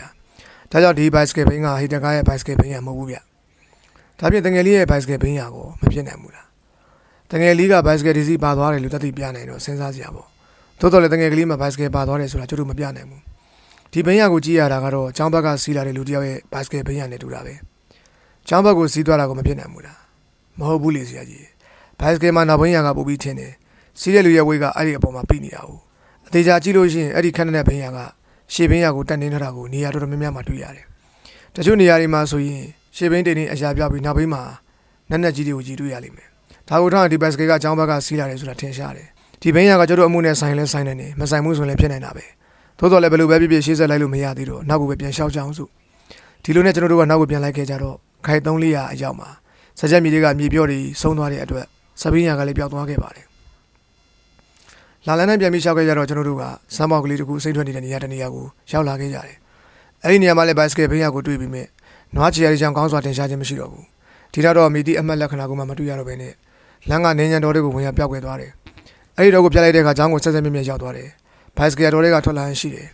ရှာလော့ကကျောင်းကြီးတို့မှထိုင်ရှားလိုက်လို့မေးကိုလက်နဲ့ထောက်ထားတယ်သူလှုပ်ရှားလာတဲ့အခါမှာလည်းကျွန်တော်က secret နဲ့လေးကုန်ခဲ့ပြီ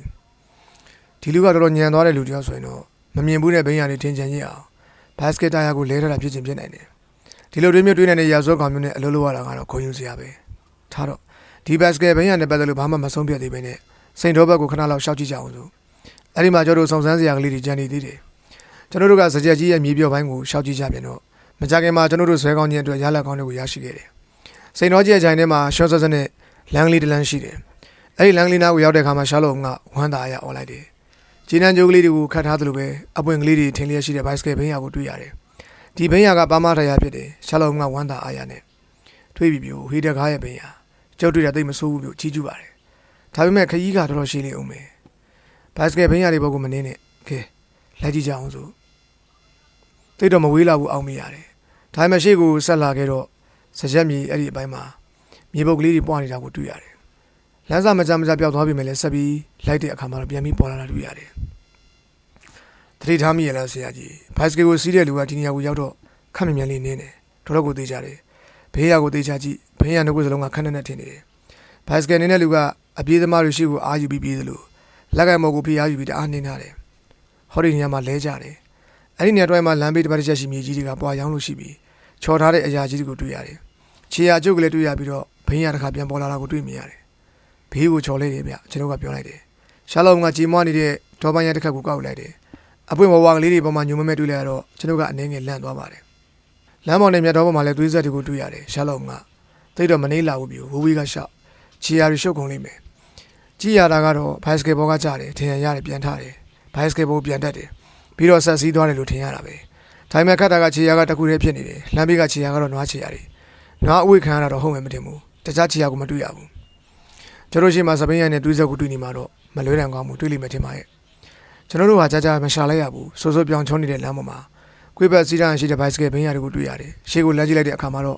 ့ခြုံတော်တွေကပြောင်ပြောင်လဲလဲအရာတခုကိုကျွန်တော်ကချက်ချင်းလှမ်းမြင်ရတယ်သွားပြီးကြည့်တဲ့အခါမှာချင်းလေးတစ်ဖက်ကွေးကောင်းနေပြီးဘာမှတရားတတ်ထားတဲ့ဘိုင်စကယ်တစ်စီးကိုခြုံတော်တွေကတွေ့ရတော့ဆွဲထုတ်ယူကြတယ်စပင်းရှိဘက်မှာသွေးတွေဆုံးပြီးလျက်ရှိတာကိုတွေ့ရတယ်ခြုံရဲ့တစ်ဖက်မှာထိုးထောင်ဖြစ်နေတဲ့ဖက်နဲ့တရားကိုလည်းတွေ့ရတော့ပြေးကြည့်ကြတဲ့အခါလဲကျနေတဲ့ကန်ဆိုးသူဘိုင်စကယ်သမားကိုတွေ့ရတယ်ဒီလူကအရက်ရှိရှိမုတ်စင်မွေးနေဖြစ်ပြီးတော့မှ မျက်မှန်တက်တာတယ်မန်တဘက်ကကြွကြနေတယ်ခေါင်းကိုတအားရိုက်ခံတာကတော့ခေါင်းကိုကြီးမပြီးတေဆုံးခြင်းပြန်တူတယ်ဒီလောက်ကြီးတဲ့တရားကိုရပြီးတဲ့နောက်တော်တော်ဝေးတီဆက်လက်သွားနိုင်သေးတာကိုထောက်ချင်းအပြင်ဒီလိုကအတော်ခွန်အားကောင်းတာမကတတိကောင်းသူတရားဖြစ်ကြောင်းသိနိုင်တယ်ဒီလိုမှဖက်နဲ့စီးတာပဲမြဲချေးဆိုတာချင်းမရှိဘူးကျဲသီးပြုံးနေတဲ့ကိုအင်ကြီးချာကညဝအင်ကြီးကိုမြင်ရတယ်အဲ့ဒီသူကဂျာမန်စာပြဆရာဖြစ်ကြောင်းဘေးရင်မေးစရာမလိုတော့ဘူးရှာလော့ကအလောင်းကိုပြင်းချင်းစွာနဲ့လှည့်ပြီးတေချာစွာနဲ့စစ်ဆေးကြည့်ရှုပါတယ်ဒီနောက်အတန်းကြထိုင်စင်းဆိုင်ကမျက်မှောင်ကိုကုတ်ထားလျော့ဒီစိတ်မချမ်းသာစရာလောင်းကိုတွေ့ုံများနဲ့ကျွန်တော်တို့ရှာဖွေနေတဲ့တငယ်ကလေးကိစ္စမှာအကြောင်းမထူးလာသေးဘူးဆိုတာကောင်းစွာကဲခတ်နိုင်တယ်နောက်ဆုံးတော့ရှာလော့ကဘာလို့ရမှမသိအောင်တော့ဖြစ်နေပြီကျိုးသဘောကတော့အခုတိုင်းလိုက်ကြည့်ခြင်းသေးတာပဲကျိုးတို့မှအချိန်တော်ကုန်သွားတော့နောက်ထပ်အချိန်မပြုံးနိုင်တော့ဘူးဒီကြားထဲမှာအလောင်းတွေ့တာကိုပလိတ်ကိုလည်းအကြောင်းကြားအောင်ပဲပြီးတော့ဒီလောင်းကိုလည်းဒီတိုင်းပဲပြစ်ထားခဲ့လို့မပြစ်သေးဘူးစောင့်ကြည့်အောင်ပဲဒါဆိုရင်ကျွန်တော်သွားပြီးအကြောင်းကြားပေးရမလားမပြစ်သေးဘူးဒီမှာခမားအကူညီကိုလည်းလူသေးတယ်ဟိုမှာထင်းခွင်နေတဲ့လူတယောက်တော့မြင်နေပြီပလိတ်ကိုသူပဲအကြောင်းကြားခိုင်းလိုက်မှထင်တယ်ကျွန်တော်ကအဲ့ဒီသူကိုသွားခေါ်ခဲ့တယ်ရှာလော့ကစားဆောင်ရေးပြီးကြောက်လန့်နေတဲ့အဲ့ဒီလူကိုပလိတ်စီကိုလွတ်လိုက်ပါတော့တယ်ကဲဒီနေ့မနေ့ကျွန်တော်တို့အလုပ်ကိုပြန်ကြည့်ဒန်လုံစာနှစ်ခုကိုတော့ကောင်းနိုင်ခဲ့ပြီတကူကတော့ဘာမတရားတတ်တဲ့ဘိုက်စကေဘာမတရားနဲ့ဘိုက်စကေကိုတွေ့ပြီးတဲ့နောက်ကျွန်တော်ဟောဒီအလောင်းကိုတွေ့တယ်နောက်တစ်ခုကတော့အနားမှာအဖာပါတဲ့ဒန်လော့တာနဲ့ဘိုက်စကေဘင်းရဒီတော့ဒန်လော့တာနဲ့ဘိုက်စကေကျောင်းကိုကျွန်တော်မစုံစမ်းခင်မှာကျွန်တော်တီးကြရတဲ့မြောက်ကိုပြန်ပြီးစဉ်းစားကြည့်ကြရအောင်ဒါမှအရေးကြီးတာနဲ့အရေးမကြီးတာခွဲခြားလို့ရမှာပထမချက်ခင်ဗျားသဘောပေါက်စီချင်တာကတငယ်လေးကကျောင်းကနေပြီးသူ့အလိုလျောက်ထွက်သွားခြင်းဖြစ်တယ်ဆိုတဲ့အချက်တငယ်လေးကပရင်ပေါက်ကဆင်းပြီးထွက်သွားတယ်တယောက်တည်းဖြစ်ခြင်းလည်းဖြစ်နိုင်တယ်အခြားတစ်ယောက်နဲ့လည်းဖြစ်နိုင်တယ်ကျွန်တော်ကအဲ့ဒီချက်ကိုသဘောတူကြောင်းပြတယ်ဒီတော့အခုတည်သွားတဲ့ဂျာမန်စာပြဆရာကိစ္စကိုစဉ်းစားကြည့်အောင်တငယ်လေးကထွက်သွားတော့ကဝက်စာပြေဆုံးနဲ့ထွက်သွားတာအဲ့တော့သူမသွားခင်ကတည်းကကြိုတင်ပြင်ဆင်ထားတယ်ဆိုတာထင်ရှားတယ်ဒါပေမဲ့ဂျာမန်စာပြဆရာကတော့ချေးတောင်ပါမလာဘူးဒါကိုထောက်ရင်ကောက်ကငင်ကထားလိုက်လာပုံကြတယ်တန်တရားပြစ်စရာမရှိပါဘူးဗျာဒါကတော့ဒါပြင်သူကဘာဖြစ်လို့အပြင်ထွက်တယ်လဲသူအိတ်ခန်းကနေပြီးတငယ်ကလေးထွက်သွားတာကိုမြင်လိုက်တယ်သူ့ကိုလိုက်ခေါ်ခြင်းတယ်ဒါနဲ့ဘိုက်စကယ်ကိုကောက်စီးပြီးတော့တငယ်ကလေးရဲ့နောက်ကိုလိုက်သွားတယ်ဒီလိုလိုက်ရင်ကအသက်ခံရတာဖြစ်နိုင်တယ်ဒီတော့အရေးကြီးတဲ့အပိုင်းကိုရောက်လာပြီဒါမှအပြင်ကြည့်လိုက်ရင်လူကြီးတယောက်ကကလေးတယောက်နောက်ကိုလိုက်ပြီဆိုတာပြေးလိုက်မှာပဲတငယ်လေးနောက်ကိုပြေးလိုက်မှီမယ်ဆိုတာလည်းမသိပဲနေပါမလား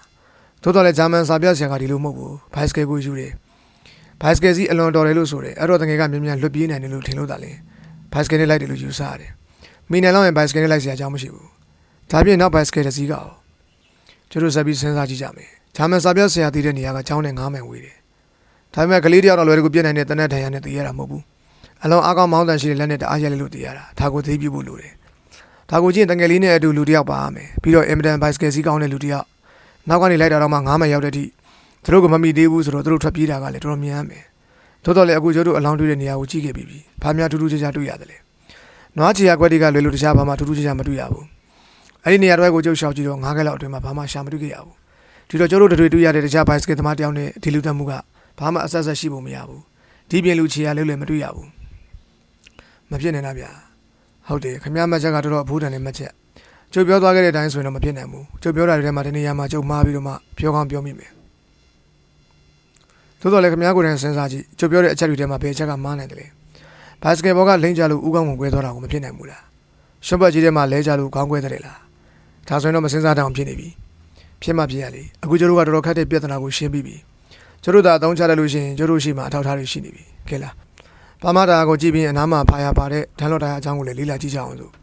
ကျွန်တော်တို့ကဒန်လော့တာယာဘင်းရကိုရှာပြီးအတန်ငယ်ဝေးတဲ့အထိဘင်းရတင်လိုက်လာခဲ့တယ်ခဏကြာမှစကြက်မြေကတပြေးပြေးမြင့်တက်ခဲ့ပြီးမြက်ပင်ချုံမင်းနေဖုံးနေတာကိုတွေ့ရလို့စမ်းချောင်းကလည်းတော့ဝေးမှကြံရစ်ခဲ့တယ်ဒါကြောင့်ကျွန်တော်တို့ကဒန်လော့ဘင်းရကိုဆက်လက်ချေရခံနိုင်ခြင်းမရှိတော့ဘူးကျွန်တော်တို့နောက်ဆုံးမြင်ခဲ့တဲ့ဒန်လော့တာယာဘင်းရကိုတွေ့ခဲ့တဲ့နေရာကဆိုရင်လက်ရဘက်မိုင်းနှငယ်ကွာမှရှိတဲ့ဟိုဒန်နစီရဲတဲ့ကိုလည်းကောင်လက်ဝဲဘက်အောက်ချိုင်ထဲမှာရှိနေတဲ့အုပ်ဆန်းဆန်းရွာကလေးကိုတော့လည်းကောင်မြင်နေရပြီးအဲ့ဒီနေရာကချက်စတာဗီပီတီယာကြီးဖြတ်သွားတဲ့နေရာဖြစ်ကြောင်းသိသာနိုင်ပါတယ်တိုက်ချက်ပါတစ်စက်ကြီးရေးထားတဲ့ကက်ဆိုဆိုထမင်းဆိုင်လေးတစ်ဆိုင်ဒီကိုရောက်တော့ရှာလော့ကတစ်ချက်မြအတန်းထွက်ပြီးညီးလိုက်လို့လဲကြမသွားစေဖို့ကျွန်တော်ကိုလန့်ကင်ထားတယ်ခြေတော်တုံးကိုတက်နေမိပြီးခြေတော့မြတ်သွားတဲ့အတွက်ဖြစ်ပါတယ်ရှာလော့ကထောင်းနေနဲ့ဆိုင်တကားဘက်ကိုရှောက်ခဲ့ကြတော့မဲနဲ့မြေစည်းတဲ့ညီတစ်ချောင်းကိုခဲထားတဲ့အသက်ကြီးကြီးအသားညူညူခင်တူလူတယောက်ကိုတွေ့ရတယ်မစ္စတာရူဘင်ဟီတို့နေလူထိုင်လို့ကောင်းကြရလားလို့လှမ်းမေးလိုက်ပါတယ်ခင်ဗျားကဘယ်သူတို့ဘဲနဲ့လို့ကျုံနာမည်ကိုသိနေရတယ်လေဒီလူကြီးကတင်ကမကင်းတဲ့မျက်လုံးစုံနဲ့ကျွန်တော်တို့ကိုလှမ်းကြည့်ငါပြောတယ်ခင်ဗျားကောင်းဘောကဆိုင်းပေါ်မှာရေးထားတာပေါ့အင်အောင်ဦးစီးလုပ်တဲ့လူတယောက်ကိုအခက်ခက်ရတာသိမခတ်ပါဘူးကြီးလန့်ချက်ချင်းသိပါတယ်ခင်ဗျားတို့ဇောင်းမှာယထာလေးပါလိမ့်မယ်အစင်းသိမရှိကြဘူးလားမရှိဘူးဗျာခြေနာသွားလို့ဗျာမြေကြီးပေါ်မှာခြေချလို့မရဘူးမြေကြီးပေါ်ကိုခြေချလို့မရမချနဲ့ပေါ့လမ်းမလျှောက်နိုင်လို့ပါမလျှောက်နိုင်ခုံသွားပေါ့မစ္စတာရူမီရဲ့အမူအရာကဘော်ရီပြူငါချင်းမရှိဘူးဒါပေမဲ့ရှားလော့ကလေးတန်းရွှေရွှေနဲ့ပြူစရာကြီးကျတို့ဒုက္ခရောက်လာလို့ပါ ဘလူသွားကိစ္စမရှိပါဘူးကျောက်တို့လည်းကိစ္စမရှိပါဘူးအင်ရှင်ကသုံးပုံစွာနဲ့ဆိုပြပါတယ်အရေးကြီးလို့ပါဘတ်စကက်တစ်စီးလောက်ငှားရင်ရွှေတင်းကားတစ်ပြားလောက်ပေးပါမယ်ငှားစမ်းပါအဘိုးကြီးကနားကိုဆွင့်နေဘေးကိုသွားချင်တာတော့ဟိုတန်နယ်စီရဲတဲ့ကိုသွားချင်လို့ပါနေစားကြီးမိတ်ဆွေကြီးလားဒီလူကြီးကရှွတ်ဆက်တွေပေးနေတဲ့ကျွန်တော်တို့အဝတ်စားတွေကိုတယောဟန်နဲ့ကြည့်လျက်ရှိတယ်ချက်လောက်ငှားရှိလို့ကျွန်တော်တို့ကိုတွေ့ရင်သူဝမ်းသာမှာပါဘာဖြစ်လို့လဲသူပြသွားတဲ့သူသားလေးရဲ့သတင်းကိုပေးချင်လို့အင်ဂျင်ဘိုးကြီးကအနေငယ်လှူရှားသွားတယ်ဘာလို့ခင်ဗျားတို့ကသတင်းရခဲ့လို့လားလီဗာပူးမှာတဲ့မကြခင်ရှားလို့တွေ့တော့မယ်ဆိုတဲ့သတင်းရလို့မောက်စိတ်တွေဖုံးလျက်ရှိတဲ့ထူးအမ်းမျက်နှာကြီးကတမုံချင်းပြောင်းသွားပြီးကျွန်တော်တို့အပေါ်မှာလည်းဖိုးရည်တဲ့အမှုရာကိုပြလာတယ်ကျောကနေစားကြီးကိုသိတော့စေနာမရှိလာဘူးအရင်တုန်းကသူ့အိမ်မှာရထားလေးလုပ်ခဲ့ဘူးတယ်တော်တော်ရက်ဆက်တယ်လူလိန်ပြောင်းဆန်ကုန်တဲ့တယောက်ရဲ့စကားကိုနားယောင်ပြီးကျုပ်ကအလုပ်ကထုတ်ပလိုက်တယ်ဒါပေမဲ့နေစားကြီးရဲ့သားလေးလီဗာပူးမှာတွေ့တယ်ဆိုလို့ဝမ်းသာပါတယ်ခေါင်းမီလီသတင်းပို့နိုင်အောင်ကျုပ်တက်နေတော့ကူတာပေါ့ကျေးဇူးပါပဲခင်ဗျားဘိုက်စကယ်သွားယူနေတော့ကျုပ်တို့တခုခုတော့စားလိုက်အောင်မယ်ကျုပ်မှာဘိုက်စကယ်မှမရှိတာရှလောင်းကရွှေငါးတစ်ပြားထုတ်ပေးတယ်ဟောဒီလူနဲ့ခတ်ပါပြီကျုပ်မှာဘိုက်စကယ်မရှိဘူးလို့ဆိုတယ်ရဲတဲ့ရောက်အောင်တော့ကျုပ်ကမြင်းရှာပေးလိုက်ပါမယ်ကဲဒါပြင်ကျုပ်တို့တခုစားအောင်မယ်စားတော့ပြီးတော့မှပြောကြတာပေါ့ကြာတော့ကမိဖို့ထဲမှာကျွန်တော်တို့နှစ်ယောက်တည်းကြံခဲ့တဲ့အခါမှာရှလောင်းမြက်6တန်းကမိသွမိပုံပြောက်သွားမှမသိတော့အချင်းကမြောင်စားပြုတ်လိပြီကျွန်တော်တို့ကမနက်ကလေးကဘာမှမစားခဲ့ရတဲ့အတွက်အစားအသောက်တွေအားပါးကြနဲ့စားတော့ပြကြတယ်ရှလောင်းကတစုံတရာကိုစဉ်းစားနေပြီးပထမစီကိုတစ်ချိန်ထားသွားလို့အပြင်ကိုလှမ်းကြည့်နေတာကိုမြင်လိုက်ရတယ်ရှုကင်းကချောင်းသွေးလျက်ရှိပြီးဝင်းတောင်မှာဗဘဲဘုတ်တပူရှိလို့အဲ့ဒီဗဘဲဘုတ်မှာလူငယ်ကလေးတယောက်ဗဘဲလုံနေတာကိုတွေ့ရတယ်တစ်ဖက်မှာမြင်းဆောင်နေရှိတယ်ရှာလောင်းကဒီလိုတစ်ချိန်သွားကြည့်ပြီးတော့အတန်းညာထိုင်နေရကရုတ်တရက်ထကအိုင်ဆေးဝက်စီကျတို့အဖြစ်ပေါ်ပြီဒီတိုင်းပဲဖြစ်မှသေးကြတယ်ဒီနေ့ကျတို့နွားချီယာတွေကိုတွေ့ခဲ့တာအမှတ်ရသေးလားတွေ့ခဲ့ပါအများကြီးပဲဘယ်နာမလဲနေရာကတော့အနှံ့ပဲစိတ်ထဲမှာလည်းတွေ့တယ်လူသွားလမ်းလေးတွေပေါ်မှာလည်းတွေ့ခဲ့တယ်ဟီတက်ကားတွေနေရာတွိုင်းမှာလည်းတွေ့တယ်ဟုတ်ပြီဒါပေမဲ့နွားဗဏ္ဍကောင်များကျတို့တွေ့ခဲ့တယ်လေတကောင်းမှတွေ့ခဲ့တယ်လို့မထင်ဘူးထူးဆန်းမနေဘူးလားစကြကြီးတစ်ခုလုံးတွေ့လိုက်တဲ့နွားချီယာတွေဒါပေမဲ့နွားကြတော့တကောင်တမိမှမတွေ့ဘူးမဆန်းဘူးလားဒီတော့စဉ်းစားကြည့်လူသွားလမ်းပေါ်မှာနွားချီယာခွက်တွေကိုတွေ့ခဲ့တာမှတ်မိပြီမလာ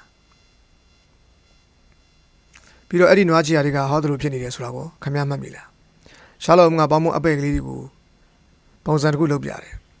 နောက်ပြီးတော့ဒီလိုလဲတွေ့ရသေးတယ်တခါတလေကြောက်လည်းဒီလိုပုံလဲတွေ့ရတယ်တေချာကြီးကိုမှတ်မိပြီသို့တော်လေတေချာတစ်ခါတော့ကြည့်လိုက်ခြင်းသေးတယ်ဒါတွေတွေ့ရတာနဲ့ဘာကောက်ချက်မှမဆွဲနေတာကတော့ကျုပ်တော်တော်ညံ့လို့ပေါ့ဒါပြင်ခမရကောက်ချက်ကဘယ်လိုဖြစ်မလို့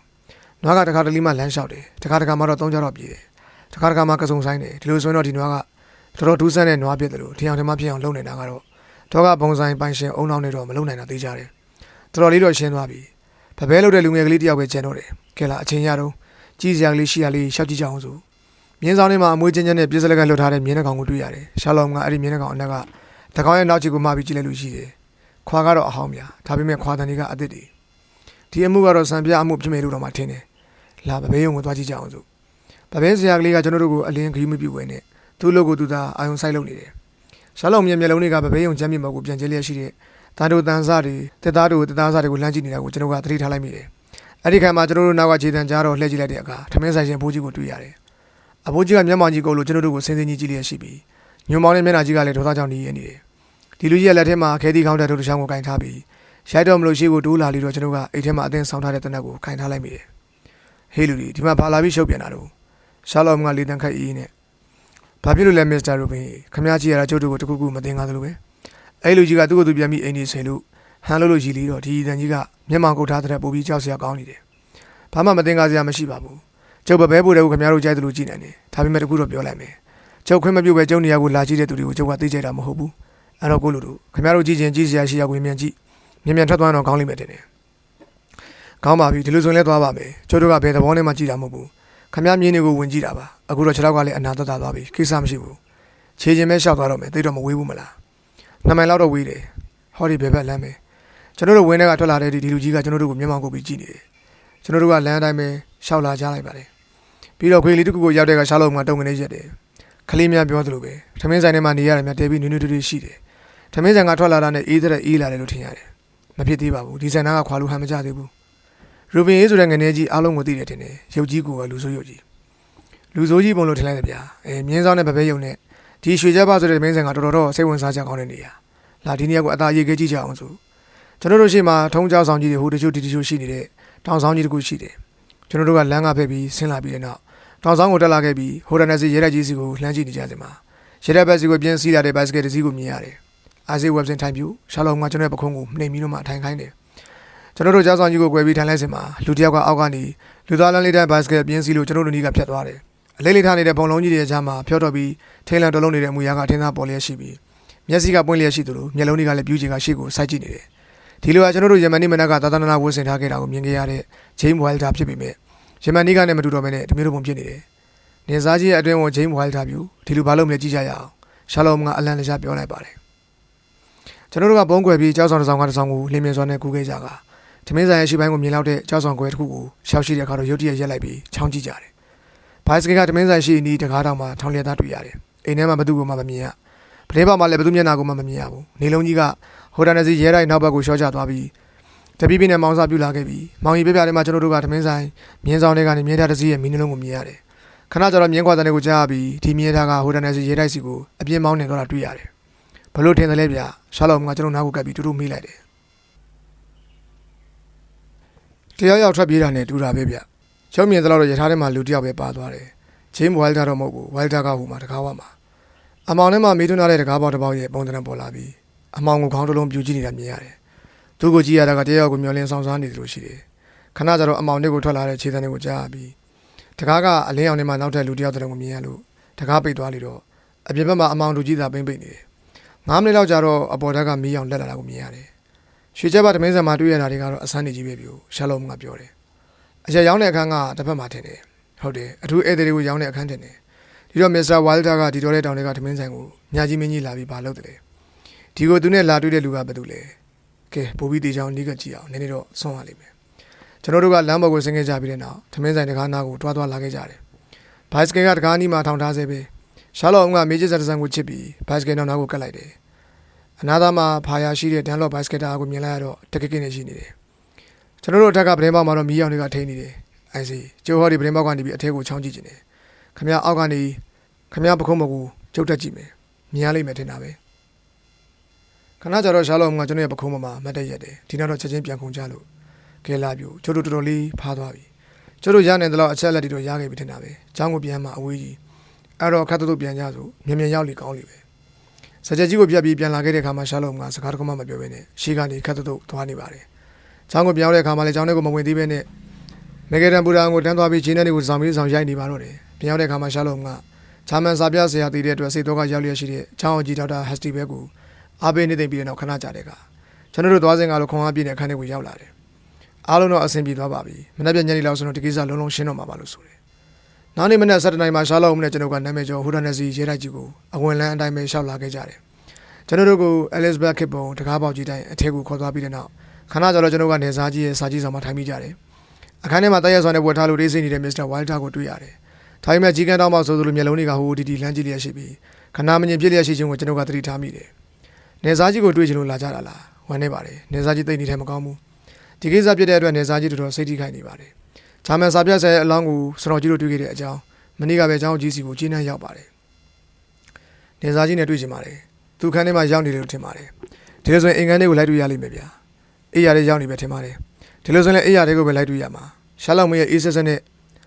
ဇွတ်တရပြုတ်လို့မဲ့အမူအရာကိုမြင်ရတော့အတွင်းကိုဝိုင်တာကလည်းပြောလို့ရတော့မှာမဟုတ်ဘူးလို့သိတော့လက်လျှော့လိုက်တယ်ကောင်းပြီလေဒီလိုဆိုရင်လည်းဆွန်တော်ကြီးတို့ရောက်နေတယ်ဆိုတာကျွန်တော်သွားပြောပြပါမယ်တနင်္လာလောက်ကြာတဲ့အခါမှာတော့နေစားကြီးထွက်လာတယ်သူမျက်နှာကခရိုင်းထက်ပူပြီးဖြူပက်ပြူဖြစ်ရရှိတယ်လို့ပကုံးကကိုင်းလျက်ရှိကရမန်နေ့မနက်ကလည်းများစွာအိုမင်းရှင်းရွံသွားတယ်လို့ကျွန်တော်ကစိတ်မှာထင်မိသေးတယ်နေစားကြီးကကျွန်တော်တို့ကိုခန့်ညားရင်ကြီးစွာကြိုးဆိုပြီးတဲ့နောက်သူ့နေရာမှာဝင်ထိုင်တယ်ညီရဲတဲ့သူ့ရဲ့မိုးစိမ်မွေးတွေကစပွဲပုတ်ကိုဝဲကြနေတယ်ဆိုစမ်းမအောင်မစ္စတာဟုံရှာလောမျက်လုံးတွေကနေစားကြီးရဲ့ကလတန်နီးမှာထိုင်နေတဲ့အတွင်းဝိုင်တာကိုသာဆူဆိုင်ကြည့်နေတယ်မစ္စတာဝိုင်တာမရှိတော့မှဆိုရင်ဒီထက်လွတ်လွတ်လပ်လပ်ပြောနိုင်လိမ့်မယ်လို့ကျွန်တော်ထင်ပါတယ်နေစားကြီးဝိုင်တာမျက်နှာကပူပြီးဖြူပက်ဖြူဖြစ်သွားလို့ရှာလောကိုမကျင်တဲ့နဲ့ကြည့်ကနေစားကြီးကိုလည်းငါခွင့်ပြုမယ်ဆိုရင်ကောင်းပြီဒီလိုဆိုမင်းခဏထွက်ပေးလိုက်ပါကဲဆိုစမ်းမအောင်ဘာများထွေးထူးပြောစရာရှိလို့လဲတခြားတော့မဟုတ်ပါဘူးဒီအမှုကိုပေါ်အောင်လုပ်နိုင်စုငွေပေးမယ်ဆိုတဲ့အကြောင်းကြီးကကျွန်တော်နဲ့ကျွန်တော်မိတ်ဆွေကိုပြောတယ်အဲ့တော့ဒါကအမှန်ပဲလားဆိုတာနေစားကြီးကိုယ်တိုင်စီကသိချင်လို့ဟုတ်ပါတယ်မစ္စတာသူပြောတဲ့အတိုင်းဆိုရင်နေစားကြီးရဲ့သားလေးရှိတဲ့နေရာကိုပြောနိုင်သူကိုပေါင်9000ပေးမယ်လို့ဆိုတယ်ဒါကောဟုတ်သလားဟုတ်ပါတယ်လို့နေစားကြီးကဖြေတော့ပြီးတော့ကလေးကိုထင်းသိမ်းထားတဲ့သူတို့မဟုတ်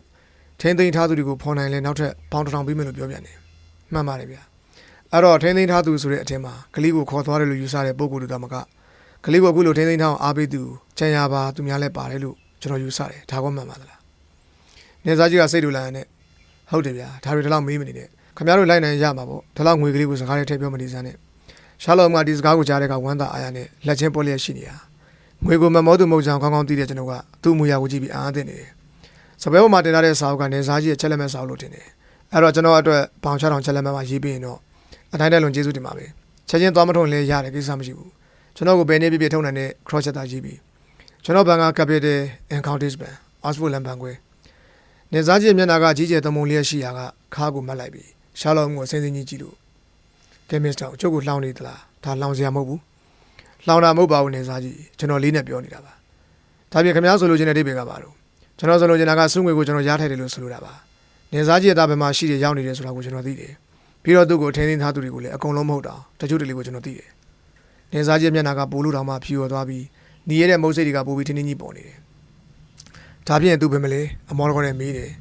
သူကအခုချိန်ဒီသုံးဖို့မင်းညာကအထိဟောဒီရဲတပ်ဝင်းနဲ့2မိုင်လောက်ဝေးတဲ့ရွှေချက်ပါထမင်းဆိုင်မှာရှိပါတယ်နေစားကြီးကကလထိုင်နောက်ကိုပြစ်ပြီးမိလိုက်တယ်ဒါပြင်ခမရဘသူ့ကိုဆွဆွဲခြင်းတယ်လေရှာလောင်ရဲ့အဖေကလှန်သွားလောက်တဲ့ပြစ်ဖြစ်ပါတယ်ရှာလောင်ကရှေ့ကိုခတ်တုတ်တိုးလာပြီးနေစားကြီးရဲ့ပကုံးကိုကင်လို့အခြားလို့မဟုတ်ပါဘူးနေစားကြီးကိုပါဒီတော့ကျွန်တော်ကသာချက်လက်မက်ကလေးတစ်စိလောက်ရေးပြီးတော့မူပါနေစားကြီးကထိုင်ရကပြုံးနေထားလိုက်ပြီးခြောက်ကဘာကြီးကနေကြားတော့မဲ့သူတူလို့လက်တစ်ဘက်ကိုလေထဲမှာမြောက်လို့လက်တွေကိုကုတ်ထားလိုက်တော့ဒီရှုခင်းကိုကျွန်တော်တက်တက်မှာမိနေတော့မှာမဟုတ်ဘူ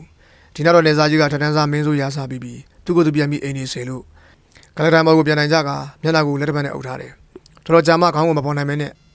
မစ္စတာဘယ်လောက်ထိသိတယ်လဲနေစားကြီးတို့နှစ်ယောက်ကိုမင်းညာကကျွန်တော်မြင်လိုက်တယ်ခင်ဗျာ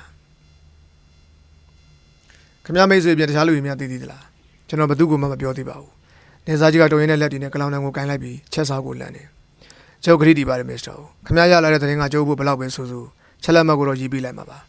စုငွေပေးမယ်လို့ကျုပ်ပြောခဲ့တော့ငါချီနေကဒီလိုဖြစ်လာလိမ့်မယ်လို့အထင်မှမထင်ခင်ဒါပေမဲ့ခင်ဗျားနဲ့ခင်ဗျားမိတ်ဆွေကတော့စိတ်ချတဲ့လူတွေလို့ချုပ်ယုံတယ်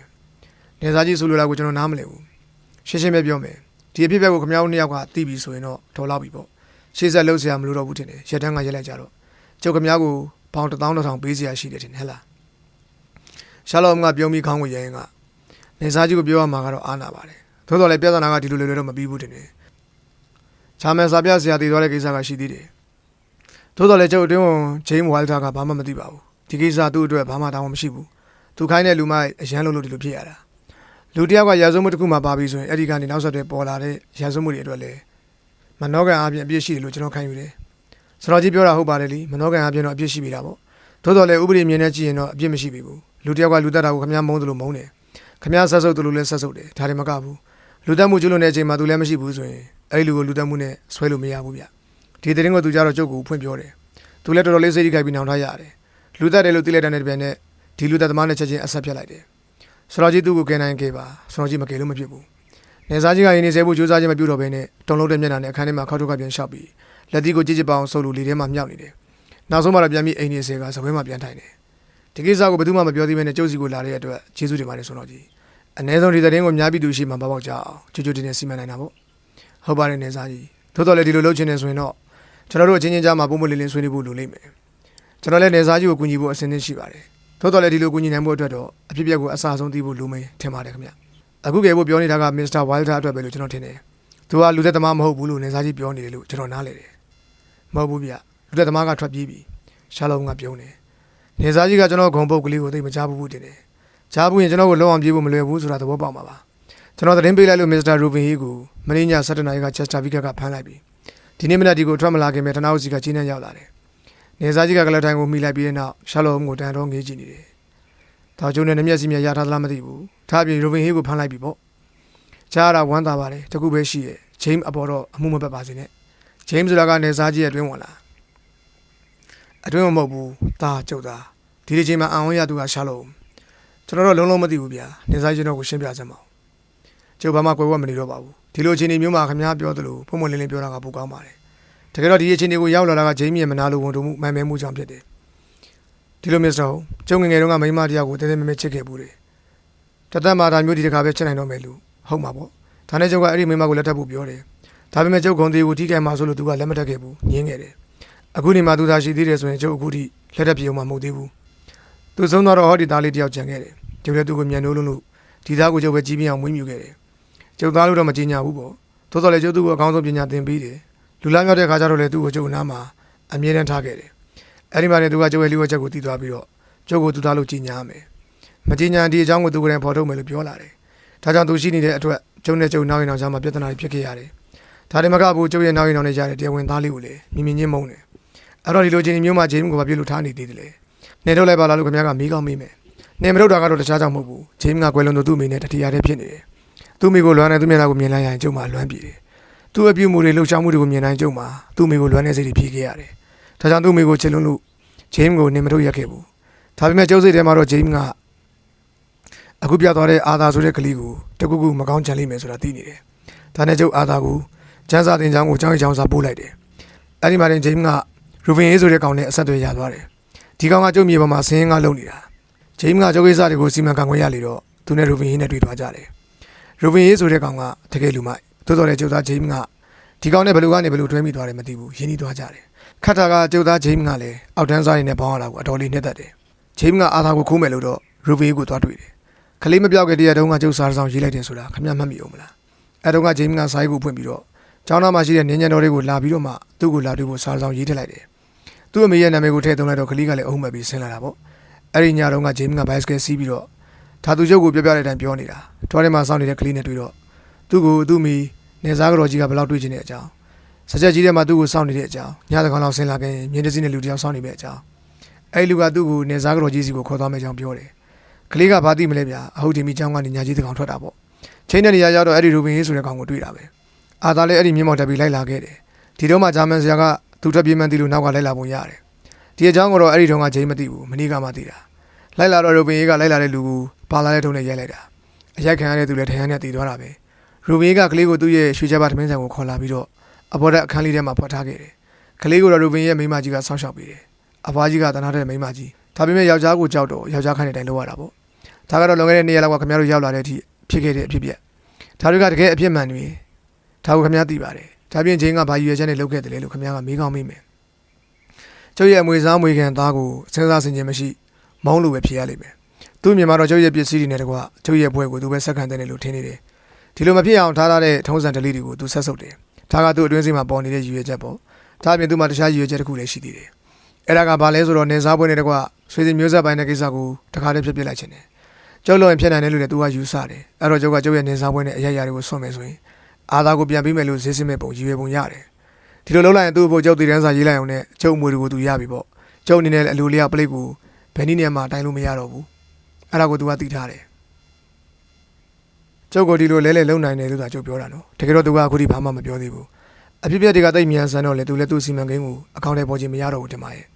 သူ့အကြံစီပြတ်သွားတာကတော့အခြားကြောင့်မဟုတ်ဘူးဟေတကားရဲ့အလောင်းကိုခင်ဗျားတို့တွေ့လိုက်တဲ့အချိန်မှဖြစ်သွားတာဟေတကားတည်သွားပြီလို့လည်းကြားကိုသူလည်းအတော်ကိုလှန်သွားပုံရတယ်မနေ့ကကျတို့ဒီကနေ့ထိုင်နေကြတော့ဒီချင်းတန်းကရောက်လာတာချောင်းကြီးကကျတို့စီကိုကျင်းတဲ့ဆောင်ပို့လိုက်တယ်ဒီတရင်လေးကြားကိုချိန်ကမနေနဲ့မထိုင်နိုင်တော့အောင်အိမ်ကြီးပြက်လာတယ်ဒီအထဲမှာကလေးကိုခေါ်တဲ့နေရာမှာသူ့လက်ချက်ပဲလို့နေကူကတန်တရားဖြစ်နေတဲ့ကျုပ်တန်တရားကခိုင်မာသွားခဲ့တယ်အဲ့ဒီမှာတင်သူလည်းမနေနိုင်တော့ဘဲနဲ့သူ့အလိုလျောက်ကျုပ်ကိုဖွင့်ရဝန်ခံတော့တာပဲပြီးတော့3ရက်လောက်ဒီသတင်းကိုဖုံးပြီးပါဒါမှသူ့ကျန်ပါရူဘီရှောင်းနေမှာလို့ကျုပ်ကိုအတင်းတောင်းမှန်တယ်အဲ့ဒီမှာတင်ကျုပ်လည်းပဲခါတိုင်းလိုပဲသူ့အလိုကိုလိုက်ရောလိုက်တယ်ဂျိမ်းကလည်းရူဘင်အေးစီကိုတုတ်ချစ်တင်ပြီးအကျိုးကြောင့်ပြောထွက်ဆောင်မှုအစီအစဉ်လုပ်ပေးတယ်ကျုပ်ဘို့တော့လူမြင်သူမြင်အဲ့ဒီနေရာကိုသွားလို့မတော်ဘူးမလားဒါနဲ့ညရောက်တဲ့တပြန်နဲ့ကျုပ်လည်းအာသာကိုတွေ့အောင်တမင်းဆိုင်ကိုလိုက်လာခဲ့တယ်ခလေးကတော့ဘာမှမဖြစ်ပါဘူးဒါပေမဲ့သူ့ရှိမှလည်းဒီလိုဖြစ်သွားတာကိုမြင်လိုက်ရတော့တော်တော်လေးစိတ်ထိခိုက်သွားတယ်အဲ့ဒီမှာလည်းကျုပ်လည်းကျုပ်ကလေးအတိုင်းခလေးကိုတမင်းဆိုင်ရှင်ဖွားကြီးစီမှာ3ရက်အထားခဲ့ရသေးတာဒီတော့ကျုပ်ဘို့သူတို့ကိုအတိမပေးဘဲနဲ့ပလိတ်ကိုအကြောင်းကြားလို့လည်းမရလူသက်သမားကိုလည်းထုတ်ပြောလို့မရဒီကြားတဲ့လူသက်သမားကိုထုတ်ပြောလိုက်ရင်လေဂျိမ်းကိုအမှုကပတ်လာအောင်မယ်ဆိုတော့ကျုပ်မှတော့ကရောက်လိုက်ရတာအခုခမည်းကပုံမလင်းလင်းပြောပါဆိုလို့ပြောလိုက်ပြီးဒီတော့ခမည်းအနေနဲ့ခမည်းစကားတီးလိမ့်မယ်လို့ကျုပ်မျှော်လင့်တယ်ကျုပ်ကပုံမလင်းလင်းပြောသလိုခမည်းကလည်းပုံမလင်းလင်းပြောစီခြင်းတယ်ပြောပါမယ်ဗျာစိတ်ချပါပထမချက်အပြင်နေစားကြီးကတရားဥပဒေရဲ့အမြင်မှာတော်တော်လေးအရေးကြီးတဲ့အနေအထားကိုရောက်နေတယ်နေစားကြီးကရာဇဝတ်မှုကြီးတစ်ခုကိုဖုံးကွယ်ရရောက်တယ်ပြီးတော့လူသက်သမားတယောက်ကိုထွက်ပြေးလွတ်မြောက်သွားအောင်ကူညီခဲ့တယ်ဘာဖြစ်လို့လဲဆိုတော့ရူဘီလွတ်မြောက်သွားအောင်ဂျိမ်းကငွေကြေးနဲ့ပံ့ပိုးတဲ့နေရာမှာငွေကြေးကနေစားကြီးအိတ်ထဲကထွက်လာတဲ့ငွေကြေးဖြစ်ရမယ်ဆိုတာဘာမှတန်တရားဖြစ်စရာမလိုဘူးနေစားကြီးကခေါင်းညင်တယ်ပြဿနာကတော်တော်ရေးကြီးတယ်ဗျရှင်းရှင်းပြောရရင်တော့နေစားကြီးရဲ့သဘောထားကသားငယ်ပေါ်တော်အပြည့်ကျူးလွန်အောင်ရောက်နေတယ်နေစားကြီးကသားငယ်ကိုတမင်းဆန်ပေါ်တက်မှာ3ရက်ပြေးလောက်ဝယ်ပေးထားခဲ့တယ်ဒါကတော့ကိုကခရီးပေးထားလို့ဒီလိုလူမျိုးတွေပေါ်ခရီးတီနေလို့ကိုဘာအကျိုးရှိမလဲအကယ်၍တငယ်ကလေးကိုတခြားခေါ်ထုတ်သွားရင်ဘယ်နဲ့လုပ်မလဲမလုပ်ဘူးလို့နေစားကြီးကိုဘယ်သူကအာမခံချက်ပေးတယ်လဲနေစားကြီးကအပြည့်ရှိတဲ့သားကြီးကိုကာကွယ်ပေးနေတာနဲ့သားငယ်ကိုမလို့အပ်တဲ့အန်နယ်တွေထဲမှာဒီတိုင်းထားပြခဲ့တယ်ဒီအချက်ကတော့အတော်လေးကိုတရားလက်လွတ်ဖြစ်မှာ တရားလွတ်ဖြစ်ရရောက်တာပေါ့မိမိရဲတဲ့ခမ်းမဆောင်ကြီးထဲမှာမိမိကိုဒီလိုအပြစ်တင်ခံရတာကိုနေစားကြီးတစ်ခါမှမကြုံဘူးသူနှစ်ဘိုးပြမှာနေရဲပြီးတော့မှရှိပေမဲ့လက်ပြမလုံးတဲ့အတွက်ဘာမှမပြောနိုင်တော့ဟုတ်ပြီလေဒီတော့နေစားကြီးကိုကျွန်တော်ကူညီပါမယ်တိုးတော်လည်းချင်းချက်တကူတော့ထားရလိမ့်မယ်တခြားမဟုတ်ဘူးနေစားကြီးရဲ့အိမ်မော်တယောက်ကိုခေါ်ပြီးကျွန်တော်လှုပ်ချင်တာကိုလှုပ်ဝင်ပေးပါနေသားကြီးကဘာမှမပြောတော့ဘဲနေတဲ့စိတ်ခေါင်းလောင်းကြီးကိုနှိမ့်လိုက်တော့အေးစီတယောက်ကရောက်ရှိလာခဲ့တယ်ရှာလောကဒီမှာမင်းတို့တကလေးပြန်တွေ့တယ်လို့မင်းတို့ကြားရရင်မင်းတို့ဝမ်းသာမယ်ဒီတော့ဟောဒီကနေသားကြီးကရွှေကြပါသမင်းဆန်ကိုရထားတဲ့စင်းလွတ်လိုက်စေခြင်းနဲ့လွတ်ပြီးတော့မင်းတို့တကလေးကိုအိမ်ပြန်ခေါ်ခဲ့ကြအေးစီကဝမ်းသာရထွက်သွားတဲ့အခါမှာရှာလောက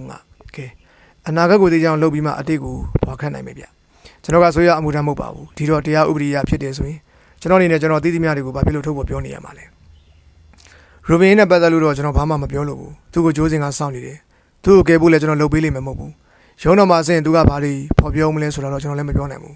သို့တော်လည်းသူ့အတွက်ခေါင်းညင်ကျွန်တော်တွေကိုထုတ်မပြောပါနဲ့လို့သူ့ကိုနားချဖို့လိုလိမ့်မယ်ပလိပတ်ကတော့သူဟာငွေလိုချင်လို့တငယ်ကလေးကိုပြန်ပေးဆွဲတယ်လို့ပဲမြင်ကြမယ်သူတို့ဒီလိုမမြင်ဘူးဆိုရင်လည်းအဲ့ဒီလိုမြင်ပါလို့ကျွန်တော်ကတိုက်တွန်းစရာမလိုပါဘူးသို့တော်လည်းနေစားကြီးကိုတကူသတိပေးနေတာကတော့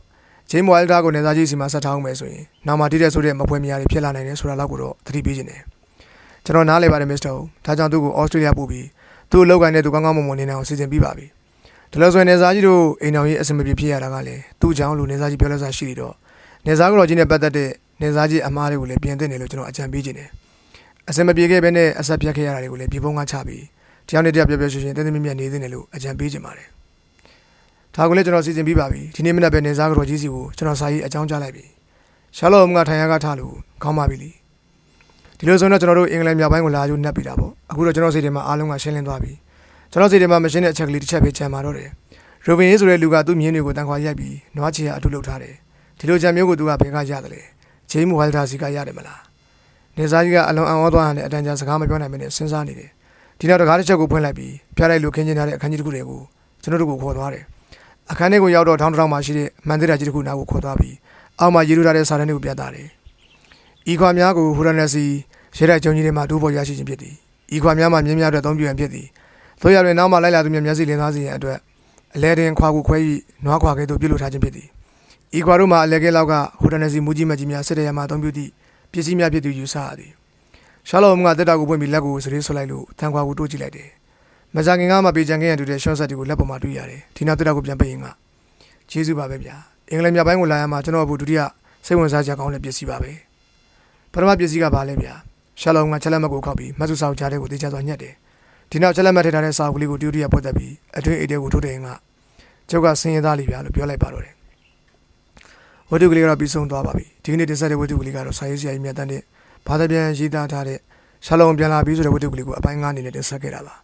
ကျွန်တော်တို့ရဲ့ channel လေးကိုလည်း like and subscribe လုပ်ထားပေးပါဦးဘေးနားက notification လေးလည်းနှိပ်ပေးထားပါဦးခင်ဗျာနားဆင်ပေးတဲ့အတွက်ကျေးဇူးများတင်ပါတယ်